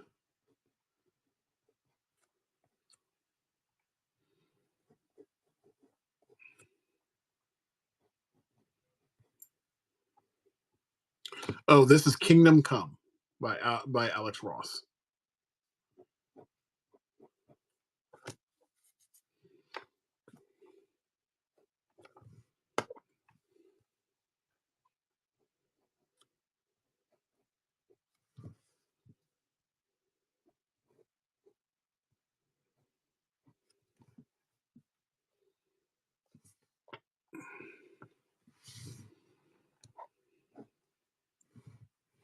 Yeah, I was just saying that. I mean, I would love to see you produce something like that.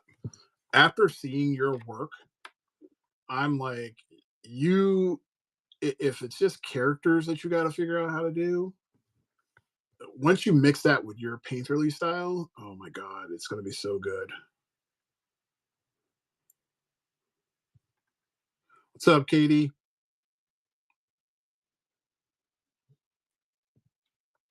Welcome to the stream. Just working on this 1,000 card series. That's the goal. Just taking it one card at a time.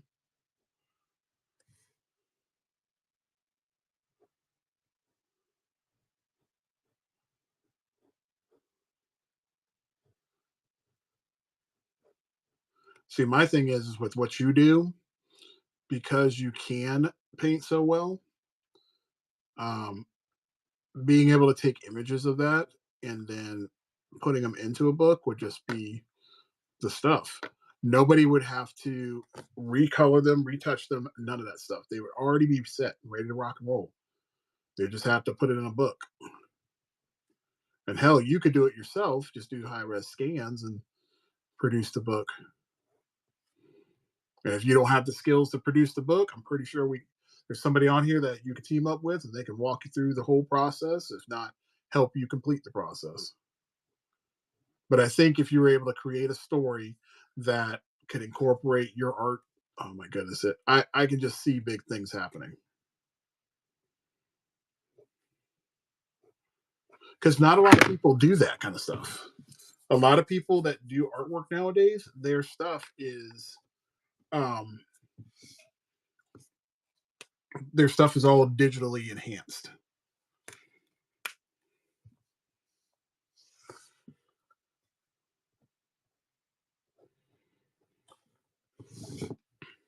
I gotta give him this arc reactor. But we'll do that in blue because it's gonna be glowing.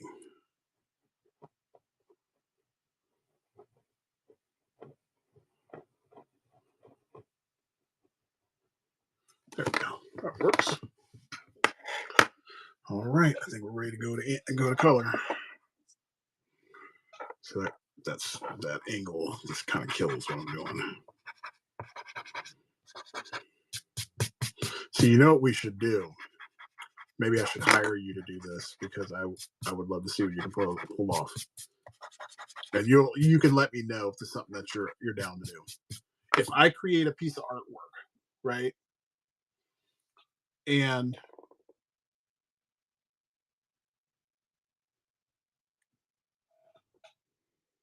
okay. So what I'm thinking is that I could hire you to paint one of my pieces of artwork.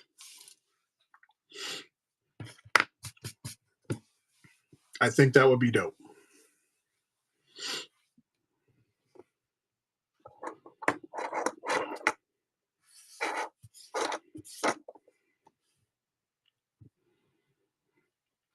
here's what my thought process is. Like I would have to create something unique. Obviously, I want to do something big, and then have you kind of figure out what you want to do as far as the color and all that stuff, and kind of get a quote from you as to what it would cost. I don't buy a lot of people's artwork, so the fact that I'm even thinking about doing this is kind of crazy for me. So um, I like the stuff that you do. I really do. I think I'm going to keep the box because I don't want to see that hand there. Kind of hide that. And we'll just box that in.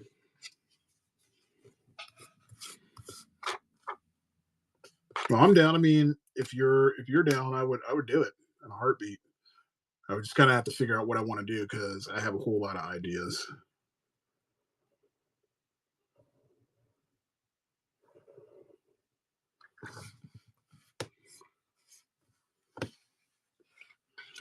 Look, I'll let you do. You pick the medium. I don't care.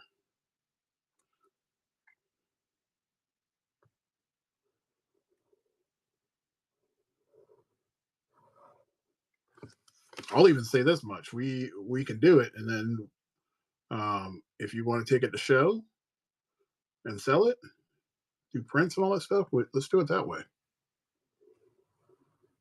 That way, you get a piece out of it. You can sell it, and there's no like issues.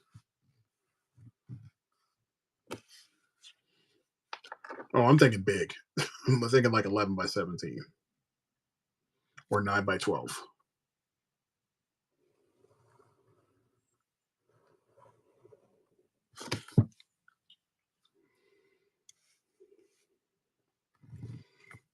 Yeah, 9 by 12 or 11 by 17. That would probably be my preference.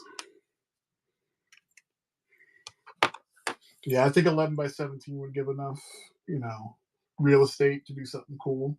Because then, if you wanted to incorporate stuff in the background, you could. What's up, Big?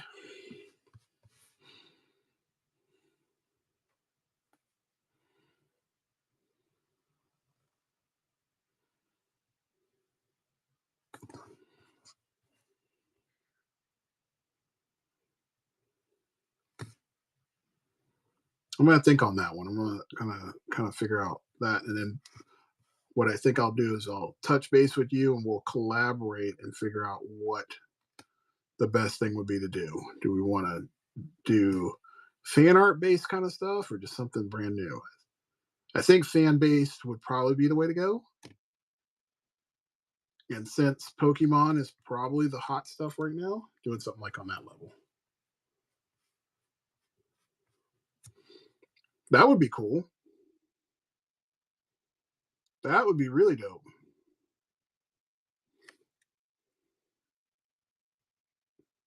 That would be really, really neat.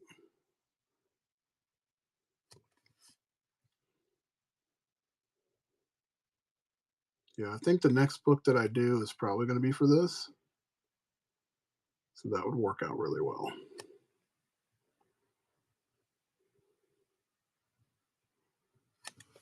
There we go. Give those thicker lines to him. Now it's time to go ahead and color him up. But I got to get the blue out of there because if I don't, it's going to mix and turn green,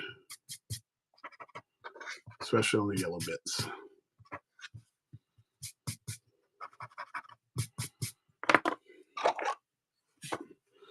All right, mask. Light source is going to be from the upper left.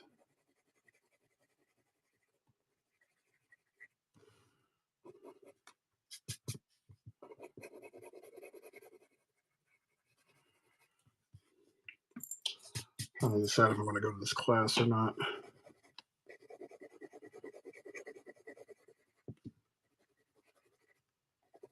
It's not my class. It's just I want to hop into one of my coworkers' classes. It starts in about 20 minutes. I'll be coming in late.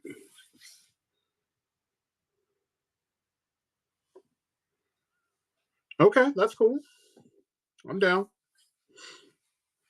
I'm definitely down to do that.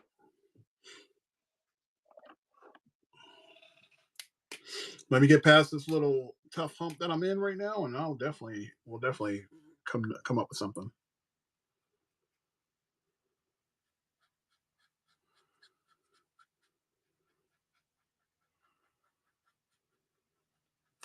How long does it take you to do a piece like that?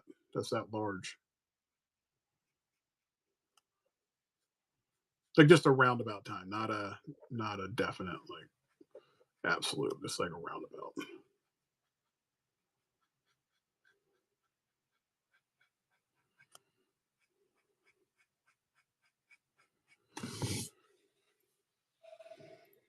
Where is my refill for this one? Oh, it's right there. And would you say it takes you about 2 hours? Would it take you 4 hours, something like that?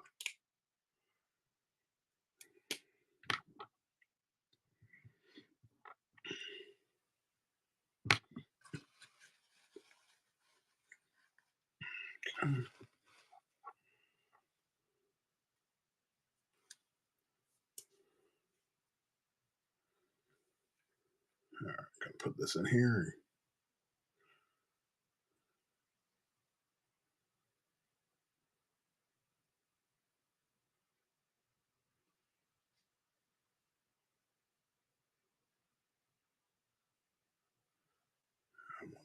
Cool. All right. Sorry, I had to put some ink in the back of this pen or this marker.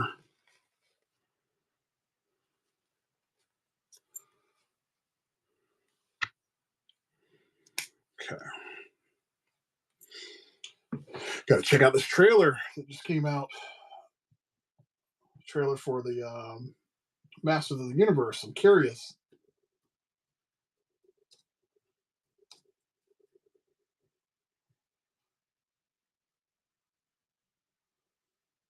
Oh, and oh man, it's 2 minutes long. Let's do it. All that stuff. Let's jump on that. Legends, bedtime stories, talking tigers, spaceships, magic swords that can make a man as mighty as a god. Where I come from, that stuff is real.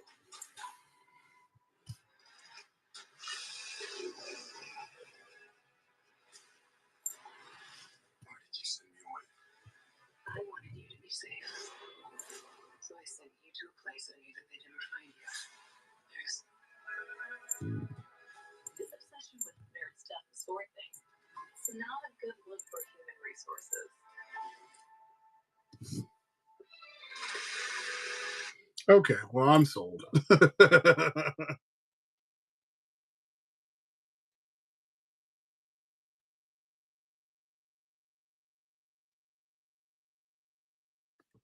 Wow, that's quick. Less than an hour? That's insane.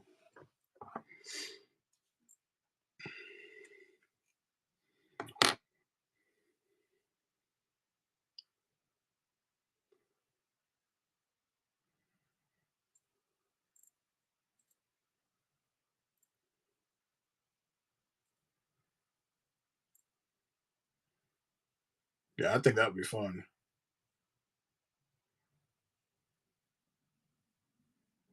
So what do? You like plan out all your colors as far as where they're gonna go, kind of block out where everything's gonna go? Is that what you're doing?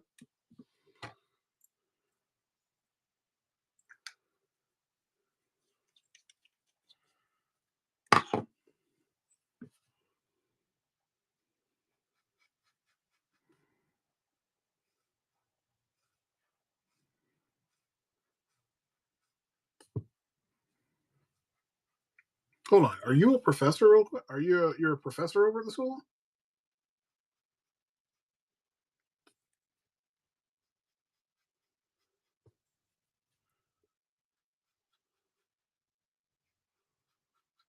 Sorry to switch gears. I'm just curious.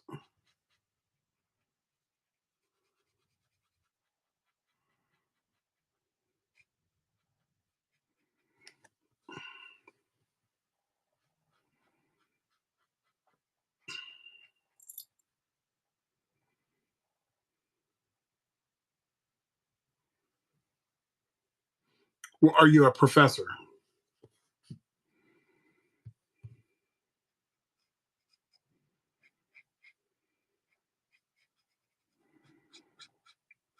I don't think I ever asked the first time. Oh, okay, okay, okay, okay, okay.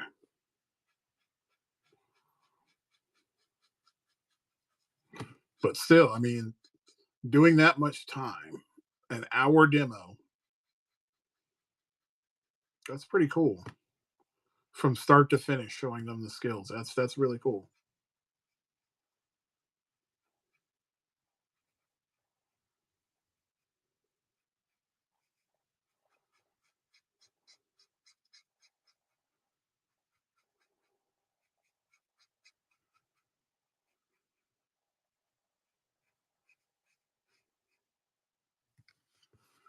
All right.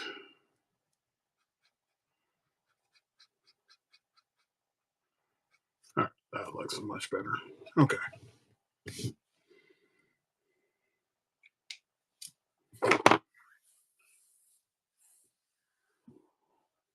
That's great.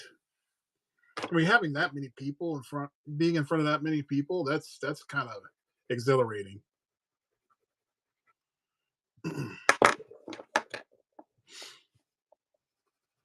I have no doubt it's got its little stressful points too.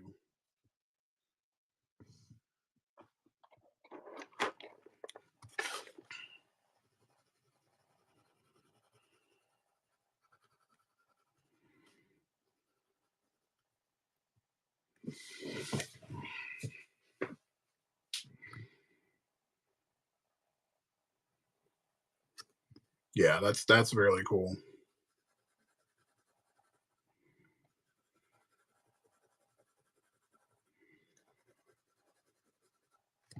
What a great experience.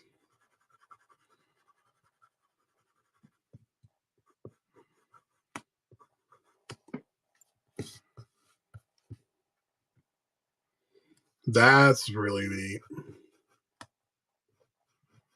Yeah, I tried doing 3D printing. I understand how to do it. I get all the stuff. I just I don't have one that I can, formally work on all the time. One day, one day I'll purchase one. I know that they're worth it though.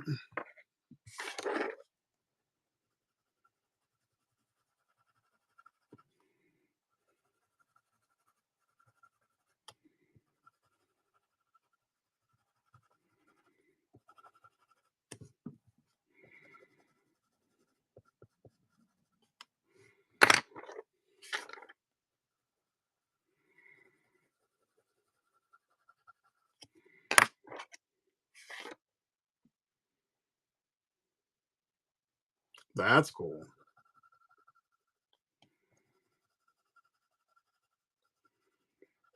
I get a little nervous doing all that kind of stuff. I'm pro AI to a point.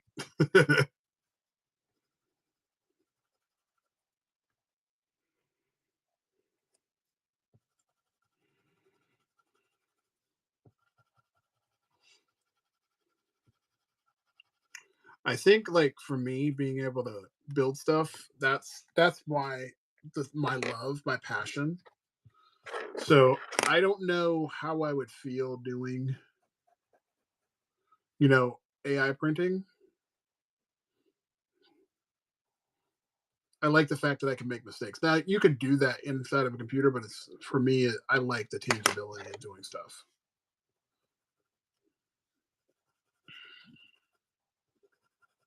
I know it's all about like production and stuff like that, but when I'm doing my own personal projects, I like to have that tangible feel.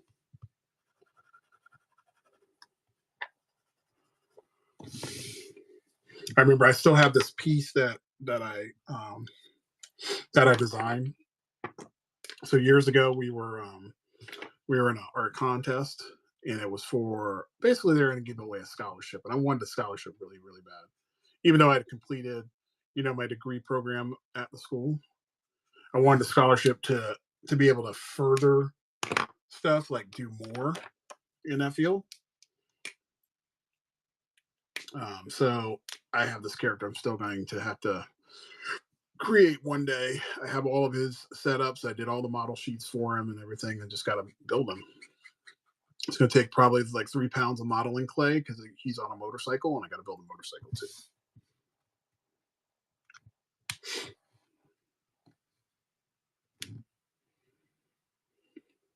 That's cool.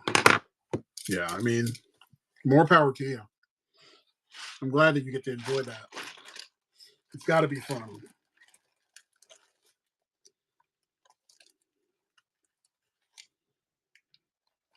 And it only just adds to your repertoire. That's the good part.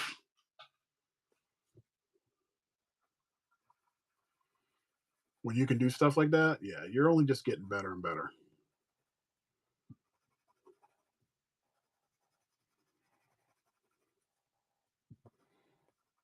Yeah, I'm no longer going to be like scared of technology. Like I I teach in my classes that having these things like AI and 3D printers and stuff like that, it's not a bad thing to have them. It's when we just rely on them so heavily that if that stuff breaks, we don't have a backup plan.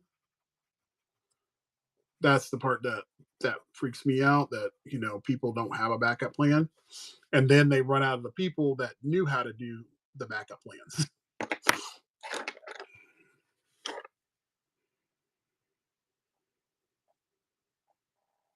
Well, that's neat. Yeah, I'm gonna have to do a deep dive and find out more about those.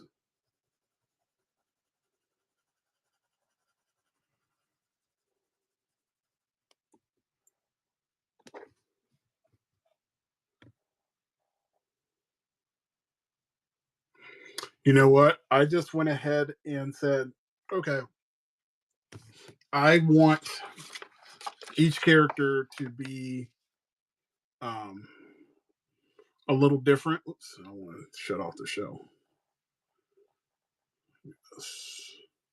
So I wanted each character to have a different feeling. So Jessica Jones, from what I remember, she's got like this kind of like brutish type of feeling coming from her. She's got a lot of strength. Jubilee is a little bit more jovial, like fun. So I still wanted to embrace her powers and show her that way. So that's why I did this pose. Juggernaut, he's kind of got the two fists like banging against each other. So just kind of showing his power, his strength. Zakar, I basically made him a warrior, just basically holding a spear, keeping things very simple. I can't remember who this guy, but this person was very spiritual. This right here is supposed to be Craven the Hunter. So hands on the hips, very machismo, very big and bold. This one is supposed to be Luke Cage, kind of like running at you. This one, I'm going to do more of the new school Luke Cage. So he's going to have the bald head, going to have the gauntlets on his arms, that kind of thing, with the yellow shirt and the jeans. With who is it? Magneto, just like he's almost like he's too good for everybody, so he's just like throwing up his hand as if he's bringing up like some metal using his hand, and then we're finishing off with a martial arts based Mantis. So I wanted to have everybody look a little different. The good part about doing a mock-up sheet like this too is that if you are doing characters, you can kind of see the different compositions of every character and or poses of every character, which I like to be able to see so that way they don't all look the same. I just do it in this blobby style. So I followed this guy for a long time, still do. His name's Sketchcraft. I've been following him and watching his style, and basically he shows me or reminds me of the things of like what they used to do in old school animation, where they would do like a blocked out style or silhouette style of art, and they would build off of that instead of you having to worry about all the details. You're just more or less worrying about the shapes, and once the shapes are blocked in, then you can now start detailing out stuff. Now, I try to do that when I'm coming up with with those poses because I'm not so much focused on like what the face looks like or anything like that. I just want to get the positioning right, and then I can refine from there.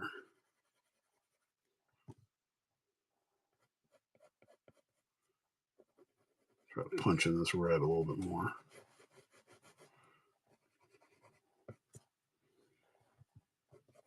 But that's the thing. People go in too hard too early. And I think if you take the time to build up, do the construction part first, then you're able to come up with something that's really dope.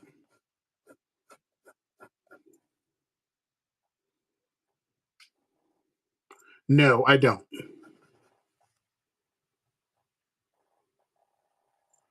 Prismas, they don't break for me too easily because I'm using the side of the Prisma. I'm not trying to use the tip. That's one of the reasons why they break a lot easier for people. But if I'm using the Prismas, I'm just working on the side of the Prisma.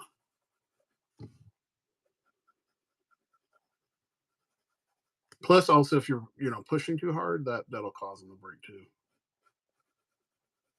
Take the time to just you're layering it. You know, the one thing that you got to keep in mind is like when you're using these tools, depending on how you use them, can give you different effects. Drew Struzan said it the best. He could come at it from the top, it'll give you a different texture. You come at it from the side, from the other side, and get you a texture. Get one of these sharpeners. This guy right here, I'm trying to think. Yeah, this one's the actual Prisma color sharpener. This guy I love. Like I use this for my regular pencils. Recommended. I think it's like under $10. Worth every penny.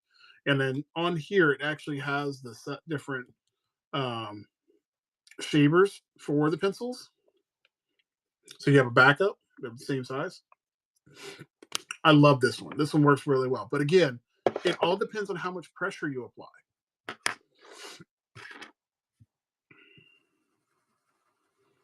If you're applying too much pressure to your pencil, that's why they keep on breaking.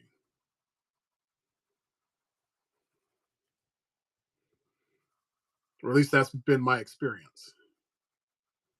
I don't try to get my Prisma colored pencils also to a like a tip. I just try to get them a little bit more pointy. So you see my pencil right there? It's my none of my pencils have like that very sharp tip. Like you'll notice, see, like this one doesn't have a sharp tip because that's going to automatically break off. That breaks off even when you have regular pencils. So if you just get them sharp enough, that's all you need to do. You just got to get them close.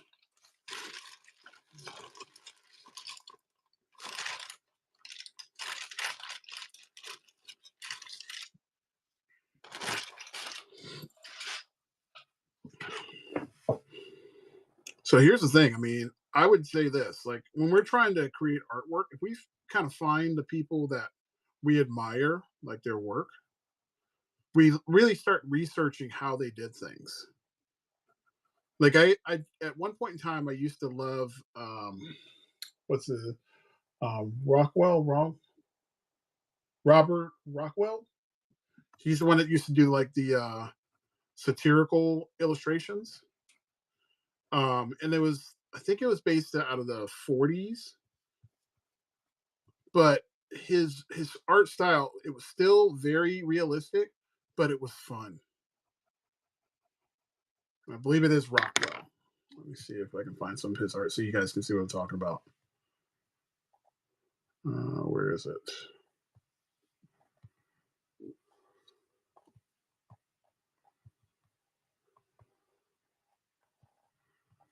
Here we go. All right, so this is Norman Rockwell. Couldn't remember his name. So this is Norman Rockwell stuff. So he would still do like painterly style of paint, but stuff was very well crafted. So he would do stuff like that, but then he would do stuff like this. How you doing, Sandpepper or Sandpiper? How you doing? So stuff like this he would do like that. Very satirical, but he could do like these fun uplifting of the time period artwork. Yeah. And this is the kind of stuff I would when I was learning how to draw as a kid, I was learning how to do some of this artwork. And this is not easily done. This is a craft. Like you have to study how this man pulled it off. Um, because he was able to give a sensibility of humor, but also give us realistic artwork. I used to collect his calendars yearly because I loved the work that he would produce. It was just so much fun to look at.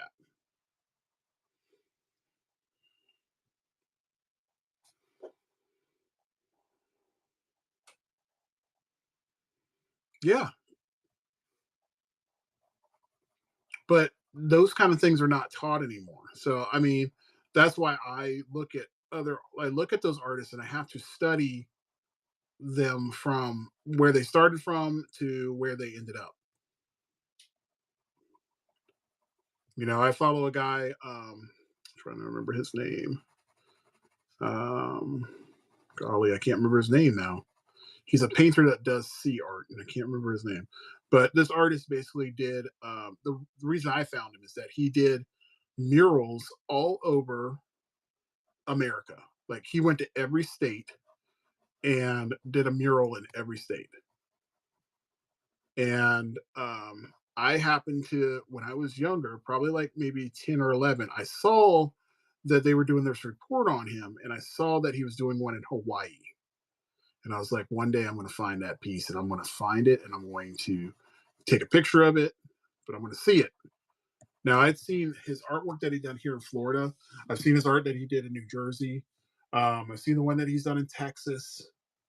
And then finally, I got to go to Hawaii, and I said, the one thing that I'm going to do, I don't care what else I do when I'm here in Hawaii, I'm going to go find this piece, and I found it. Now he actually did two in Hawaii. However, I just found the one, and the unfortunately the hotel got bought by a different owner, so they painted over half of the mural. So the mural went down one side, like went down one strip, and then went up this tower. Yes, that is Wyland. Yes, thank you so much for reminding me of that. Yeah, so I found one of them, and he didn't disappoint. But I really took a deep dive in figuring out how he did what he did, and it wasn't just his ability to, tackle great color. He studied, he took photos of things that he enjoyed, and then he tried to, you know, reinvent or reimagine what he saw and basically immerse not only just himself but also the people that were buying his work in what he was doing. Oh my gosh, I'm so jealous. I am so jealous.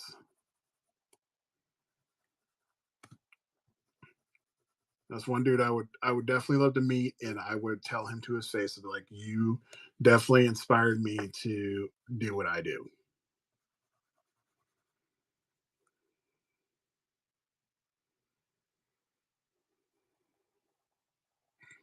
Yeah, Disney was the fun part, but I think his biggest claim to fame was doing those murals. The ones that he did, I think they're either in California or they're in it's not in Texas, but there's a big one that he did across multiple buildings. That piece is just insane.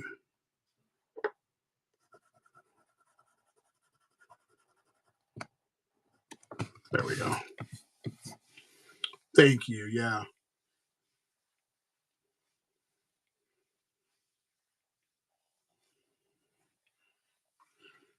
Yeah, that dude is unbelievably talented. There we go.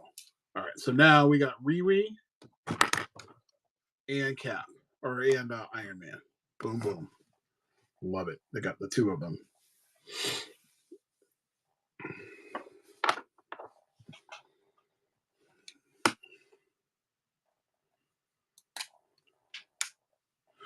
Yeah, I think I'm going to have to really jump back into seeing his artwork again. No, I have not done that one. I think I'm gonna have to experiment with that. Put some type of sealant on it, but that's just the best that I've done with these. That's what you see in front of you.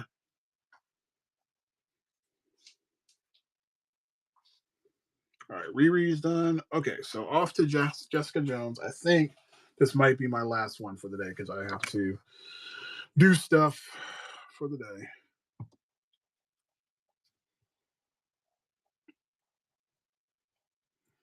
Yeah, I just got to figure out how to do all that stuff.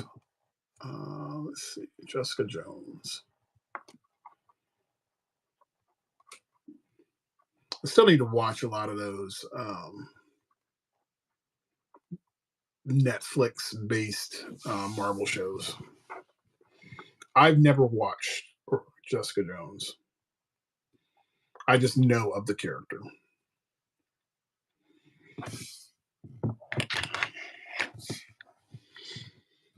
I'm kind of at a disadvantage with that one.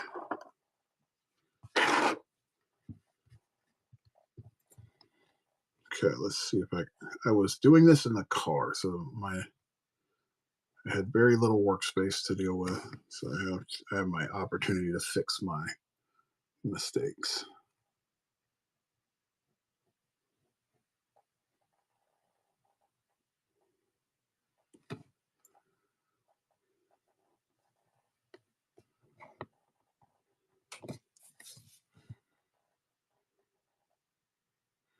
Can you share about your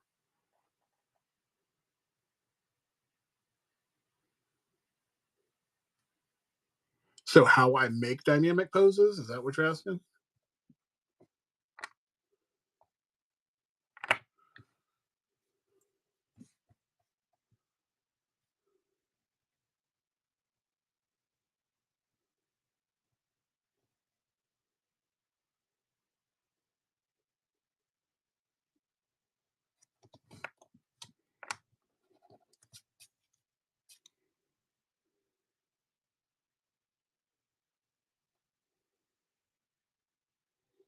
So if you're asking how I make my dynamic poses, it's this is simple. Um, Shape play. That is shape play and also movement. So I'll give you an example because this book has a bunch of them in here. I'm gonna grab all the pages that I have.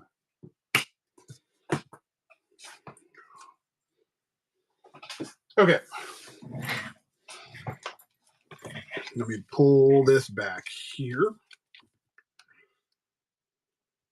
Not that. This. Okay, so you ask about dynamic poses, right? Okay, so I'm going to show you non, and then I'm going to show you ones that are. This right here is not a dynamic pose. This is kind of like, hey, I went to school and I took my school picture. Same thing with this. Like there could be more energy in this. This is dynamic because it has movement in it. There's nothing wrong with these kind of pictures. There's nothing wrong with like this kind of stuff. Okay, when I look at those, nothing wrong because it overall shows the character. But to get more energy out of the character, making that character move gives it a more dynamic touch. Like this, it's got a lot of energy in it. This has some energy in it. This has energy in it. A lot of movement. This is more like a stagnant pose. It's still got some strength to it. Same thing with this one. It still has some strength to it. This one, let me show you. Where is it? This one has a lot of energy to it. That one right there.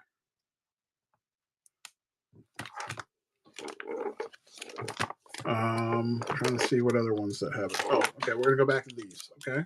So like out of these, like this guy, Hercules, got a lot of strength. He's got that anger. He's like, ah. Whereas this one's a little bit more subtle. Like he's just like the suave kind of guy, based upon what they did in the MCU. Okay. This one's got a lot of energy to it. A little more energy. This one has a little bit of it has the energy, but the character's kind of like nervous. This one's got some energy to it. Just can't get him up there like that. There he is. That one's got a little more energy to it. So working with shapes will give you that energy that you're looking for.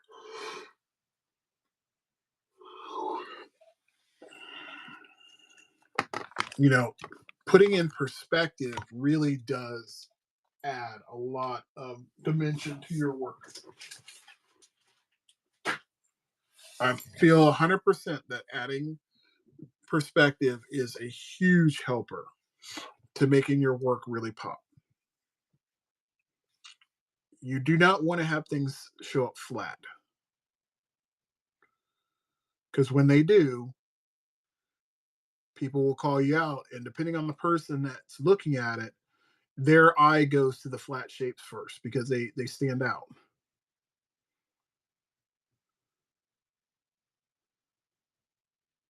So you definitely don't want to pull that stunt.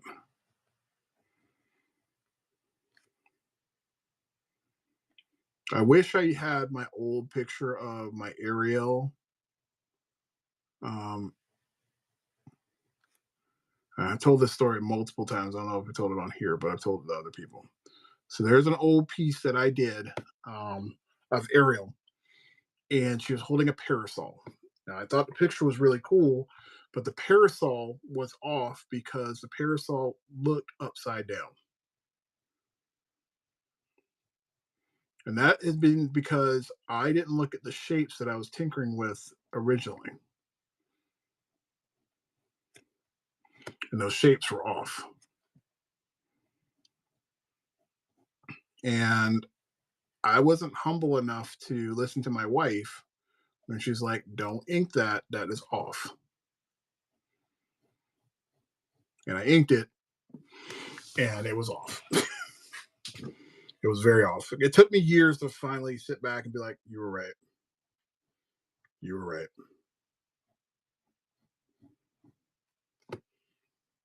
That was a hard one. That was a hard pill to swallow. Okay. But I did. And, I got my humble pie. It sucked.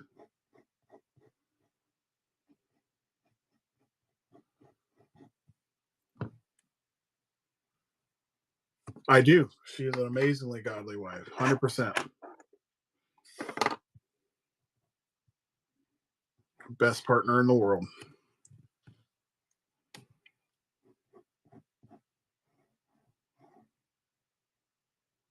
She'll tell me in a heartbeat if something's off. That's why I tell people, like, if there anybody else out here listening, if you find a good woman or find a good partner, and they will come at you with love and tell you, hey, something's off, listen to them because they're trying to help you. They're not trying to hinder what you're doing. They're trying to be an objective party, and the reason why you're not listening to it is because you're stubborn and you feel like you're right and you're actually wrong. I love it. I love it. We all need one. We all need somebody that's going to, tell us the truth.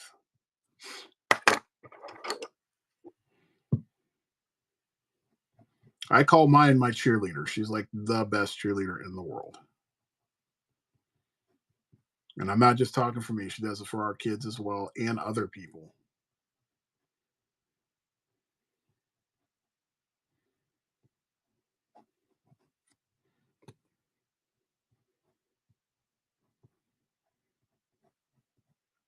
Like my wife has zero poker face and has no problem telling you her opinion.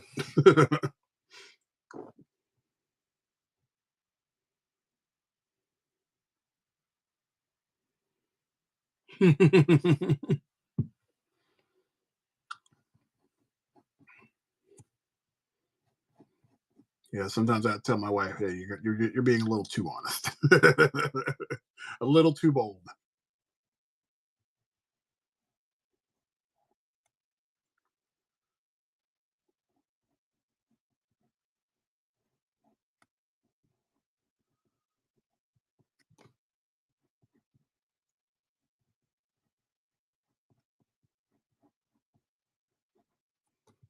I think this is going to be cool when it's done. Andrew Phillips. Oh, cool. That's one of my old students. I like that guy. He's really cool.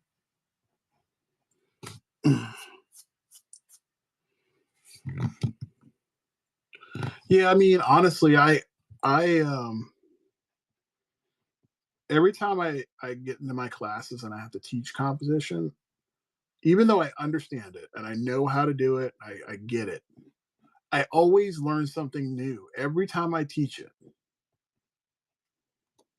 And when I hear other people explain their process, I learn a little bit more too.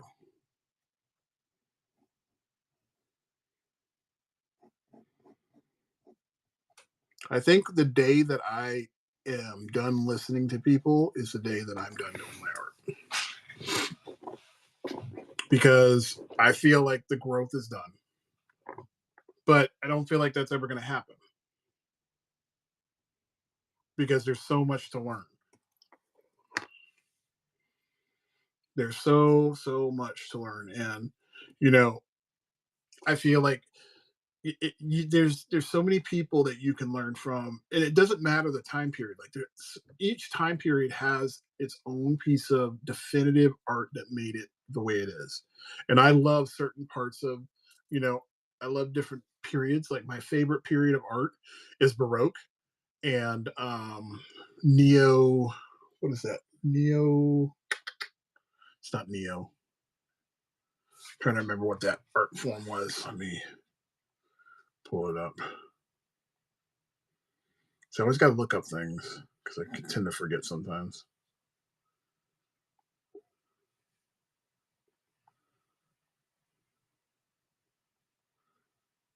What is that called?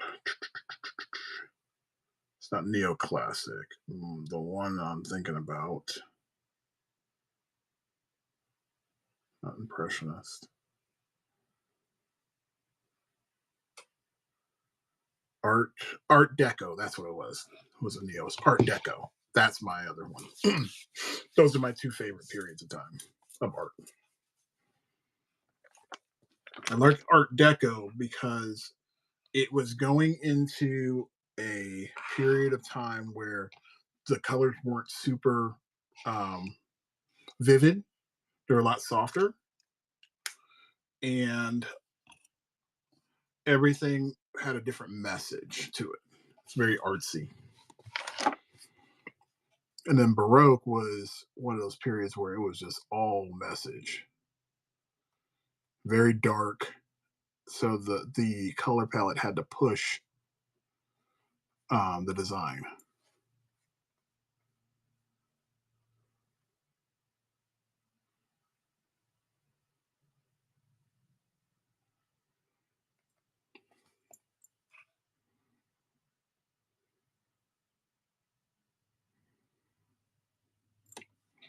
Yeah, and I think that that's what pushed the artwork.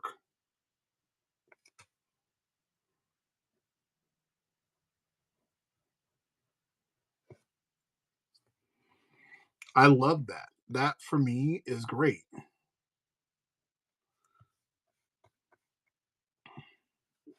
When you're on limited resources, that pushes your work.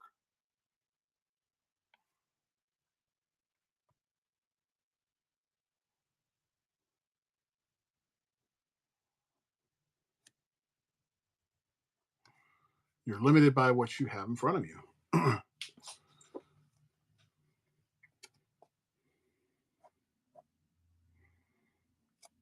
But Art Deco is definitely my one of my favorites. And then, like I said, the Baroque period was definitely my other one.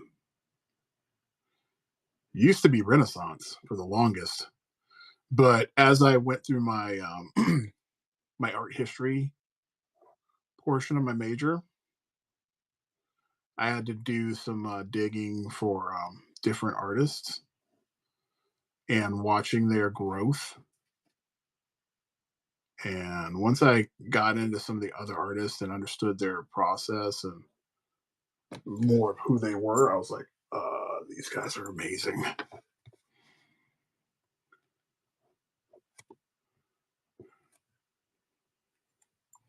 I still zoomed out? I must be.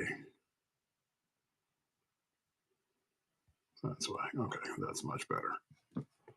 Like, this looks weird. Okay. Do you have a certain time period of art that you like?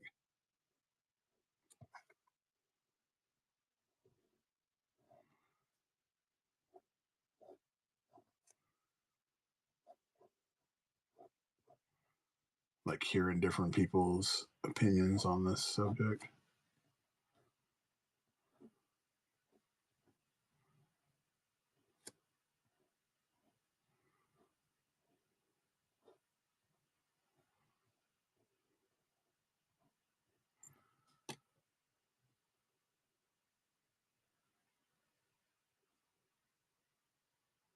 So, what do you like? What is the style that you prefer? Like, what are the time periods that you liked?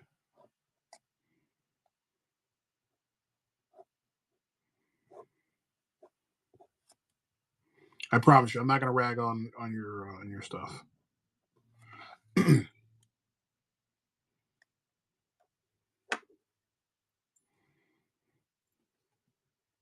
Well, no, no, I know that's your. But is there a particular type of art that you admire that you like?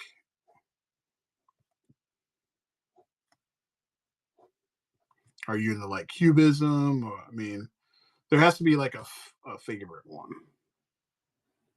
that you really have enjoyed over the years.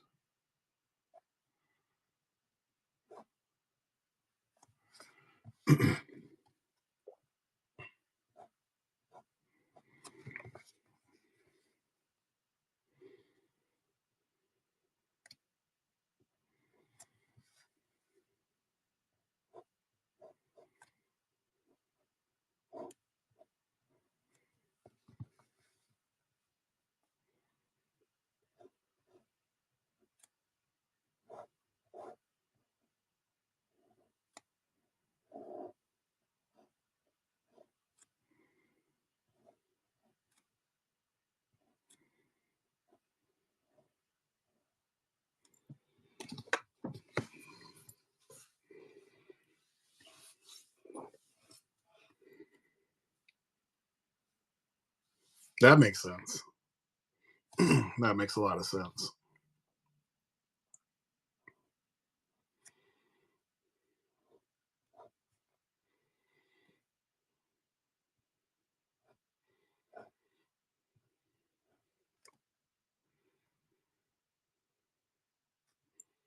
Maybe. I'll be honest with you. That's one arena I can say that I've never really found myself liking. I've never been a fan of Picasso. I don't like minimalism.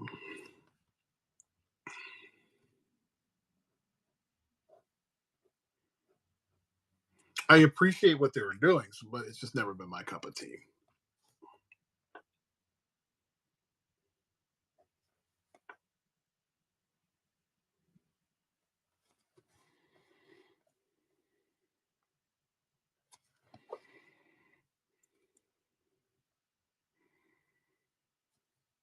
They are.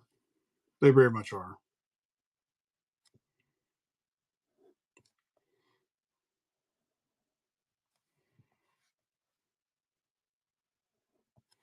Yeah, it's just like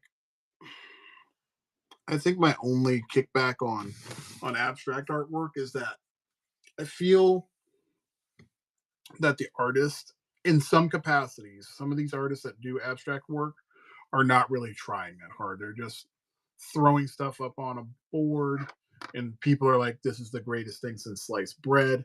That I have a problem with.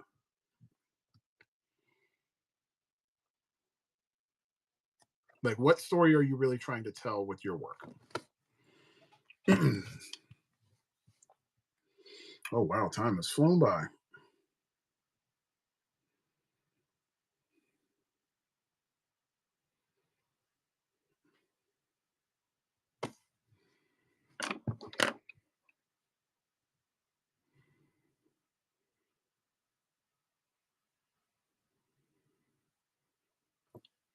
Yeah, it's next level there. I don't even go and look at that stuff.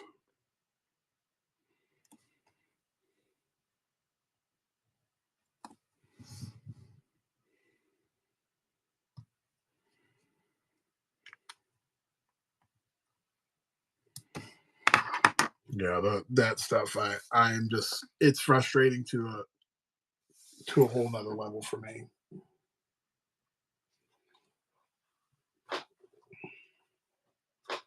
I think for me, like, um, yeah, I mean, I just I don't understand certain people's like even installation art.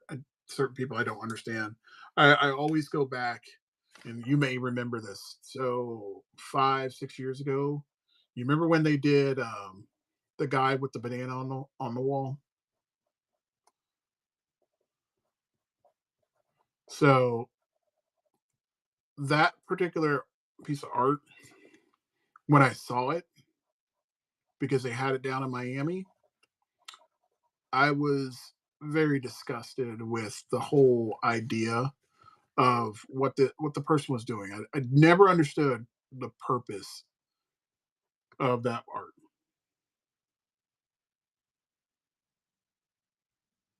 Which microphone? Mine?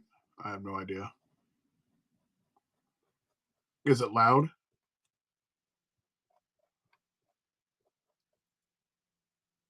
Oh, Micron. I'm sorry. This is a 12.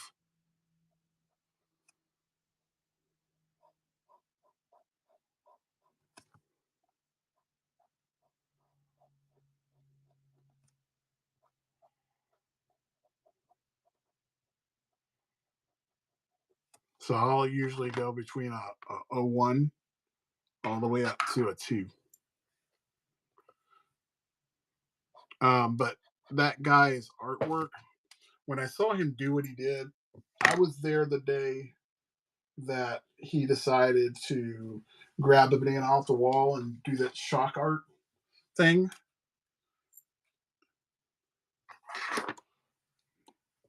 No, I'll go. Um, I'll get a 2, and the 2 I'm using right now because it has a chisel on it, so I can make different, line art with it.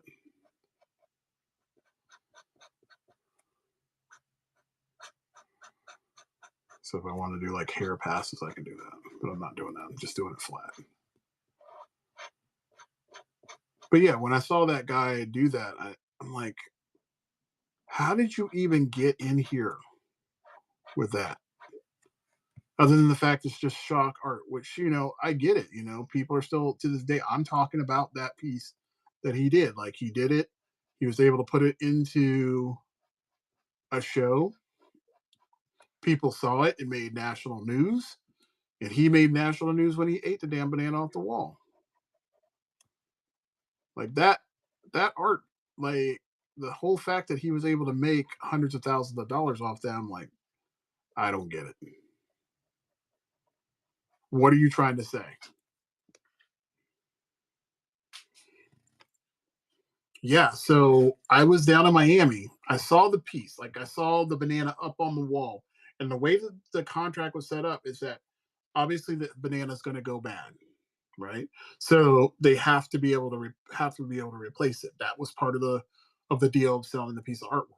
So the artist came down there.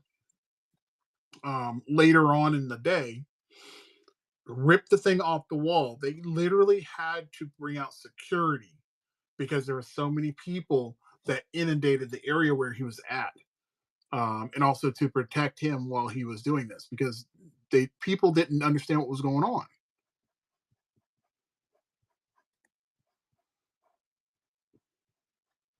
So yeah, I mean, his art got a lot of play. I mean, that thing was everywhere.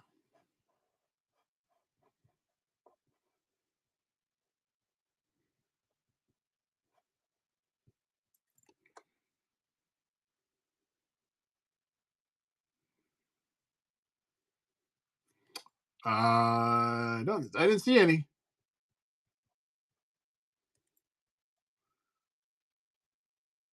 but there were some irritated people. A lot of them.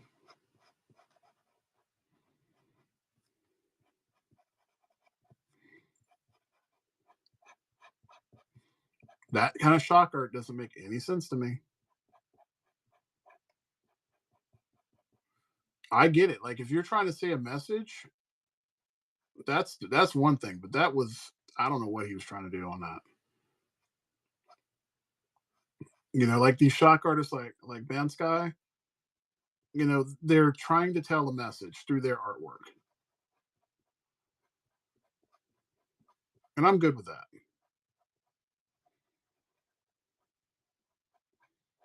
I might not agree with what you're doing, agree with your politics and all that kind of good stuff, but I do appreciate the artwork that you're creating.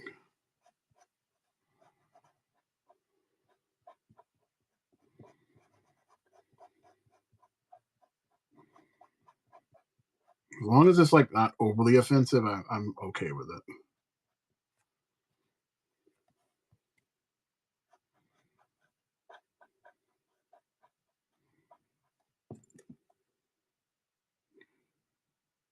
Yes, it is, among other things.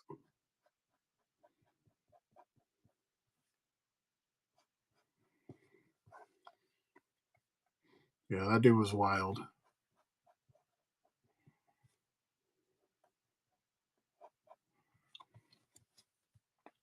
I saw this one guy's artwork, and he was this French artist, and they collected all of his work into this beautiful, beautiful $400 book.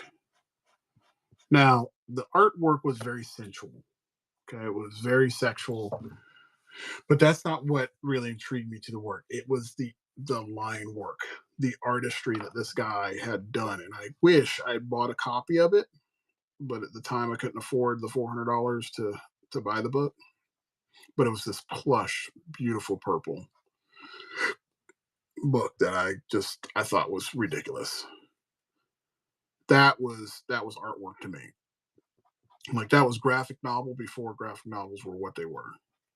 And his family released the artwork so that people could see it in its entirety, and he did not disappoint. It was like looking at stills of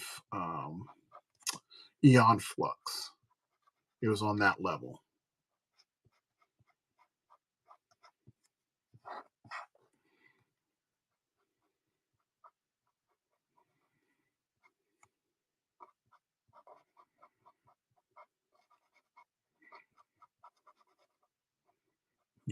Manga with European sensibilities.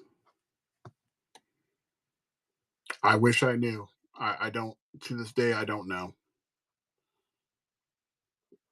I didn't get a card from the guy. I'm probably going to be able to find it probably between now and the next time I'm up here because I really loved that artwork. It was pretty epic. Okay, time to put in the last little bits here because I'm going to have to get on the road soon. All right, go on here.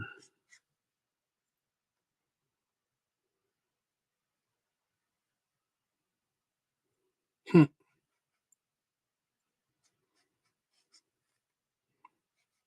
Like I just love great art.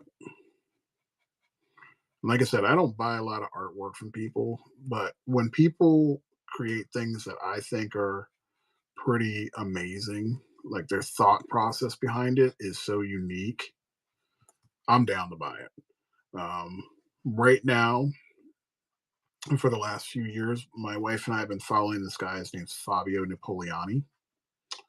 He is an artist. I believe he started off in Miami. My memory serves me right. But he came up with this character called Marfacio, and he's a doll. And this doll is based after his grandfather. And the doll has a series of different markings on him and patches and all that stuff. And the patches are related to all the surgeries the grandfather had.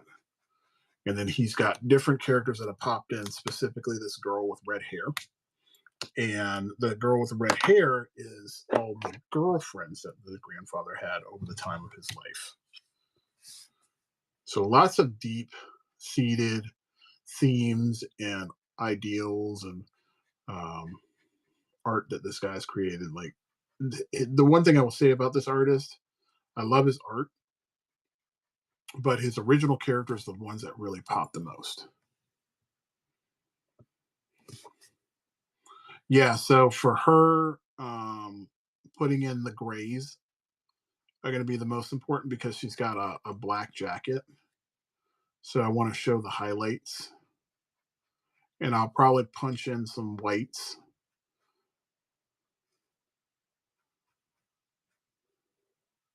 But I lay down my grays first.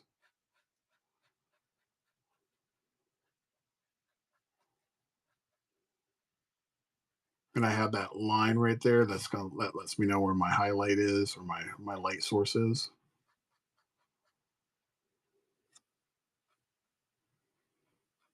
Kind of try to block that out because I know if I do that, I know where the light will hit. And I go from lighter to darker. That's my whole shtick. Lighter to darker.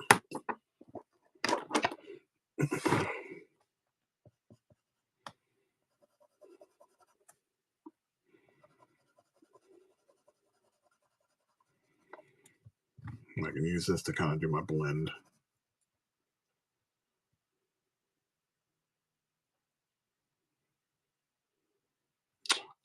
So I actually use a gel pen for that. I'll show you that one here in just a second.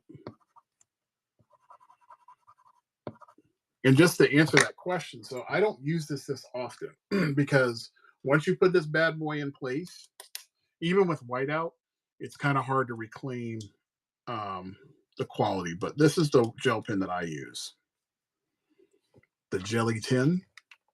Now I have a Jelly 8, but the Jelly 10 is the better one to use.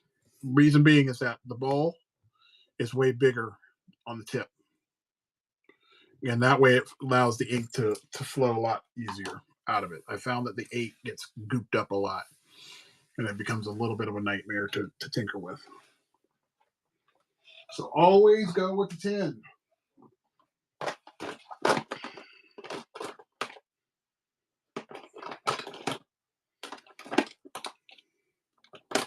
But that's one of the reasons why you want to plan out where your light sources are first. So you don't have to do all that mess.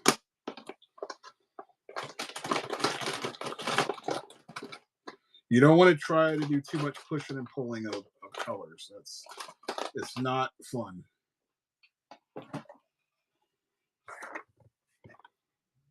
So now I'm going to come in here with this warm gray.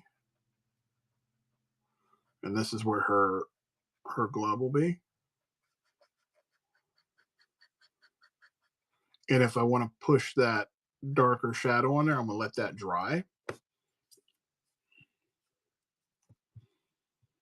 So I'll let that dry and then I'll come back with a little bit of that warm number 3 and that'll wrap that part up.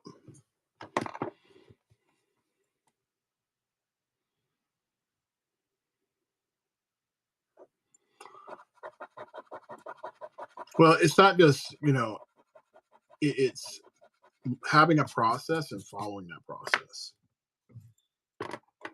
A lot of the artists that I teach every day have no plan or a process. And if you don't have that plan in place, then you're going to get stuck every time. You plan to win or you plan to fail. Which one you want to do? What road you want to go down? And a lot of the students that I work with, just like I did, they plan to fail because they don't set themselves up for success.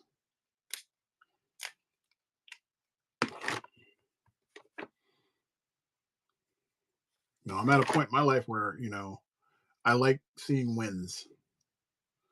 So even when I'm teaching my students, I help them along as far as I can to give them as many wins as they can. So that way, when they're placed in a spot where they actually have to produce, they feel confident.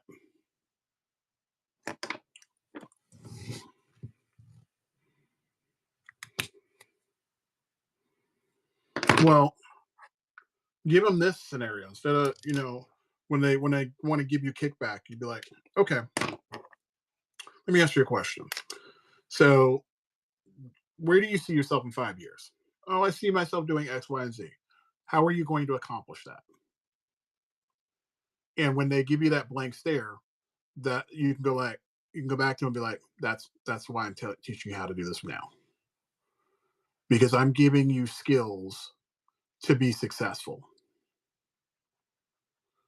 And then I push it a little bit further with them, and I give them perspective on why school is so important.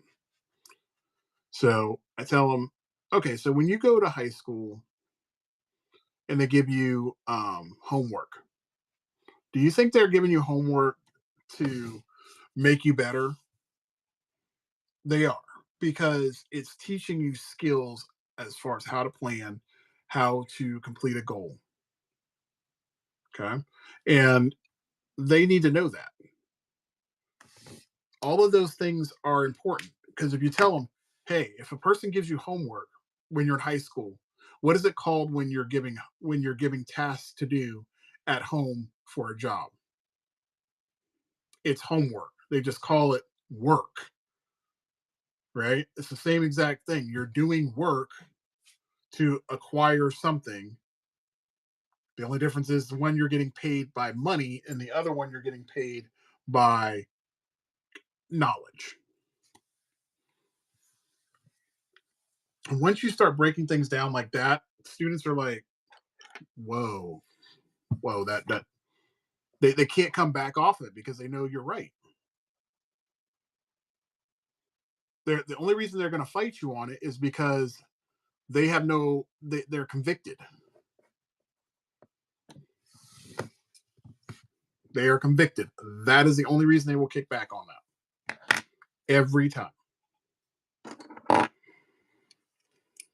Just watch. I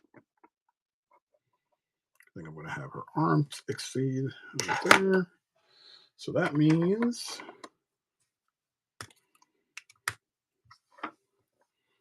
look, I mean, when I was 19, when I was 20, I thought I knew it all. Right? I thought I was invincible. But now I've learned there's a way to be able to talk to these kids to help them or help yourself relate to them.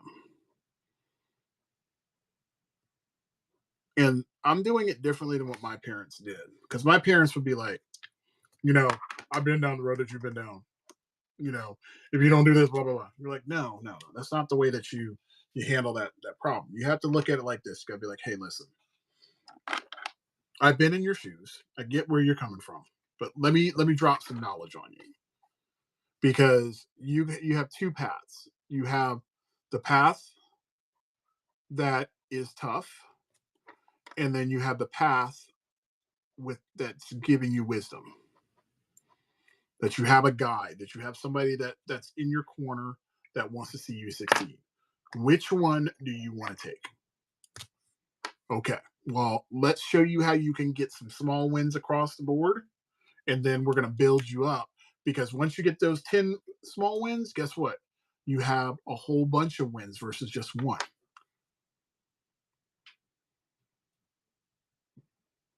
There's a reason why we go to school and we do all these classes, right? So we take multiple classes, one just to learn basic skills and get more knowledge. But the goal is that now after 30 some classes, now you have this beautiful um, certificate or degree that you've earned because you have put in the work. It's just like people that go to Bible school.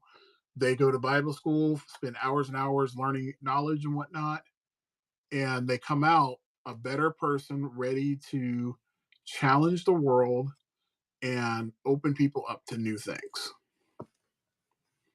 that they may not have known. And kids need to know that. Kids need to know that adults have their back. How you doing, Juke? That's the thing. Kids don't believe that. Kids think that adults are trying to hold them back from something. What are we trying to hold them back from? I'll tell kids straight up, I'm like, you guys are the ones that are going to be taking care of me. You guys are going to be the ones that are going to be controlling what our lives are going to look like when I'm 80. Don't mess this up. Don't be lazy. You're like, what are you talking about? Like, yeah. We're the ones that, dictated certain things that happen, for our parents.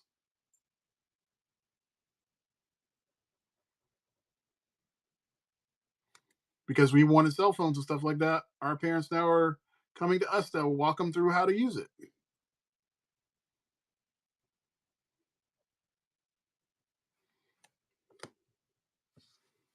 It's crazy, but that's the facts. We wanted to have high speed internet so we could be able to talk to people all the time. Well, our parents need to know how to use it.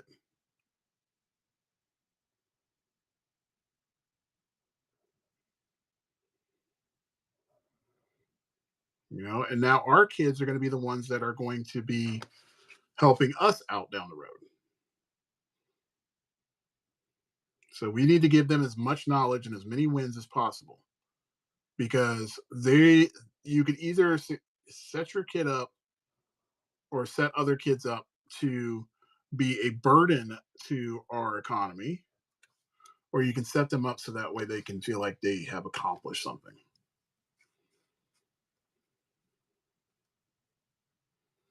I'd rather have a bunch of people that are successful.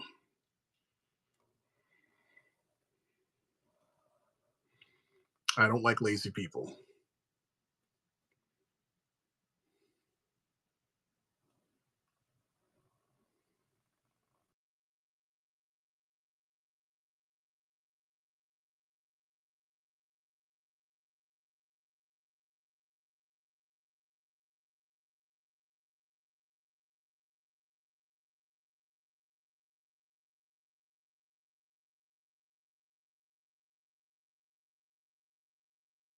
Mine.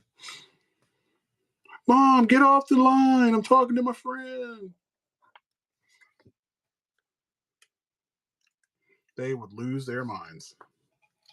All right, Jessica Jones is done. So I knocked out 3 today, so I'm happy. That's good. So I'll be back on tomorrow to go and knock out some more. I feel like that was a good day. I think that was a really, really good day. 3 pieces one day. So tomorrow we have Jubilee, Juggernaut, and hopefully Kazar that I can do tomorrow, because I have no work I have to go and do tomorrow other than setting up stuff for people's websites. So I will do that. Let's get a top picture of this, and we're going to call it a day.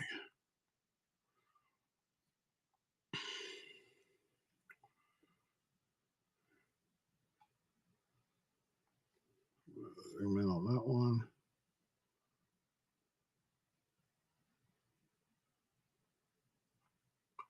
All right. Well, Gabe, you have yourself a good one.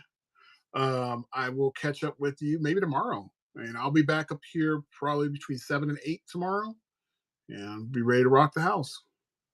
You be blessed as well, sir. Take care. Take care of that lovely wife of yours, and have a great day, bud. Bye.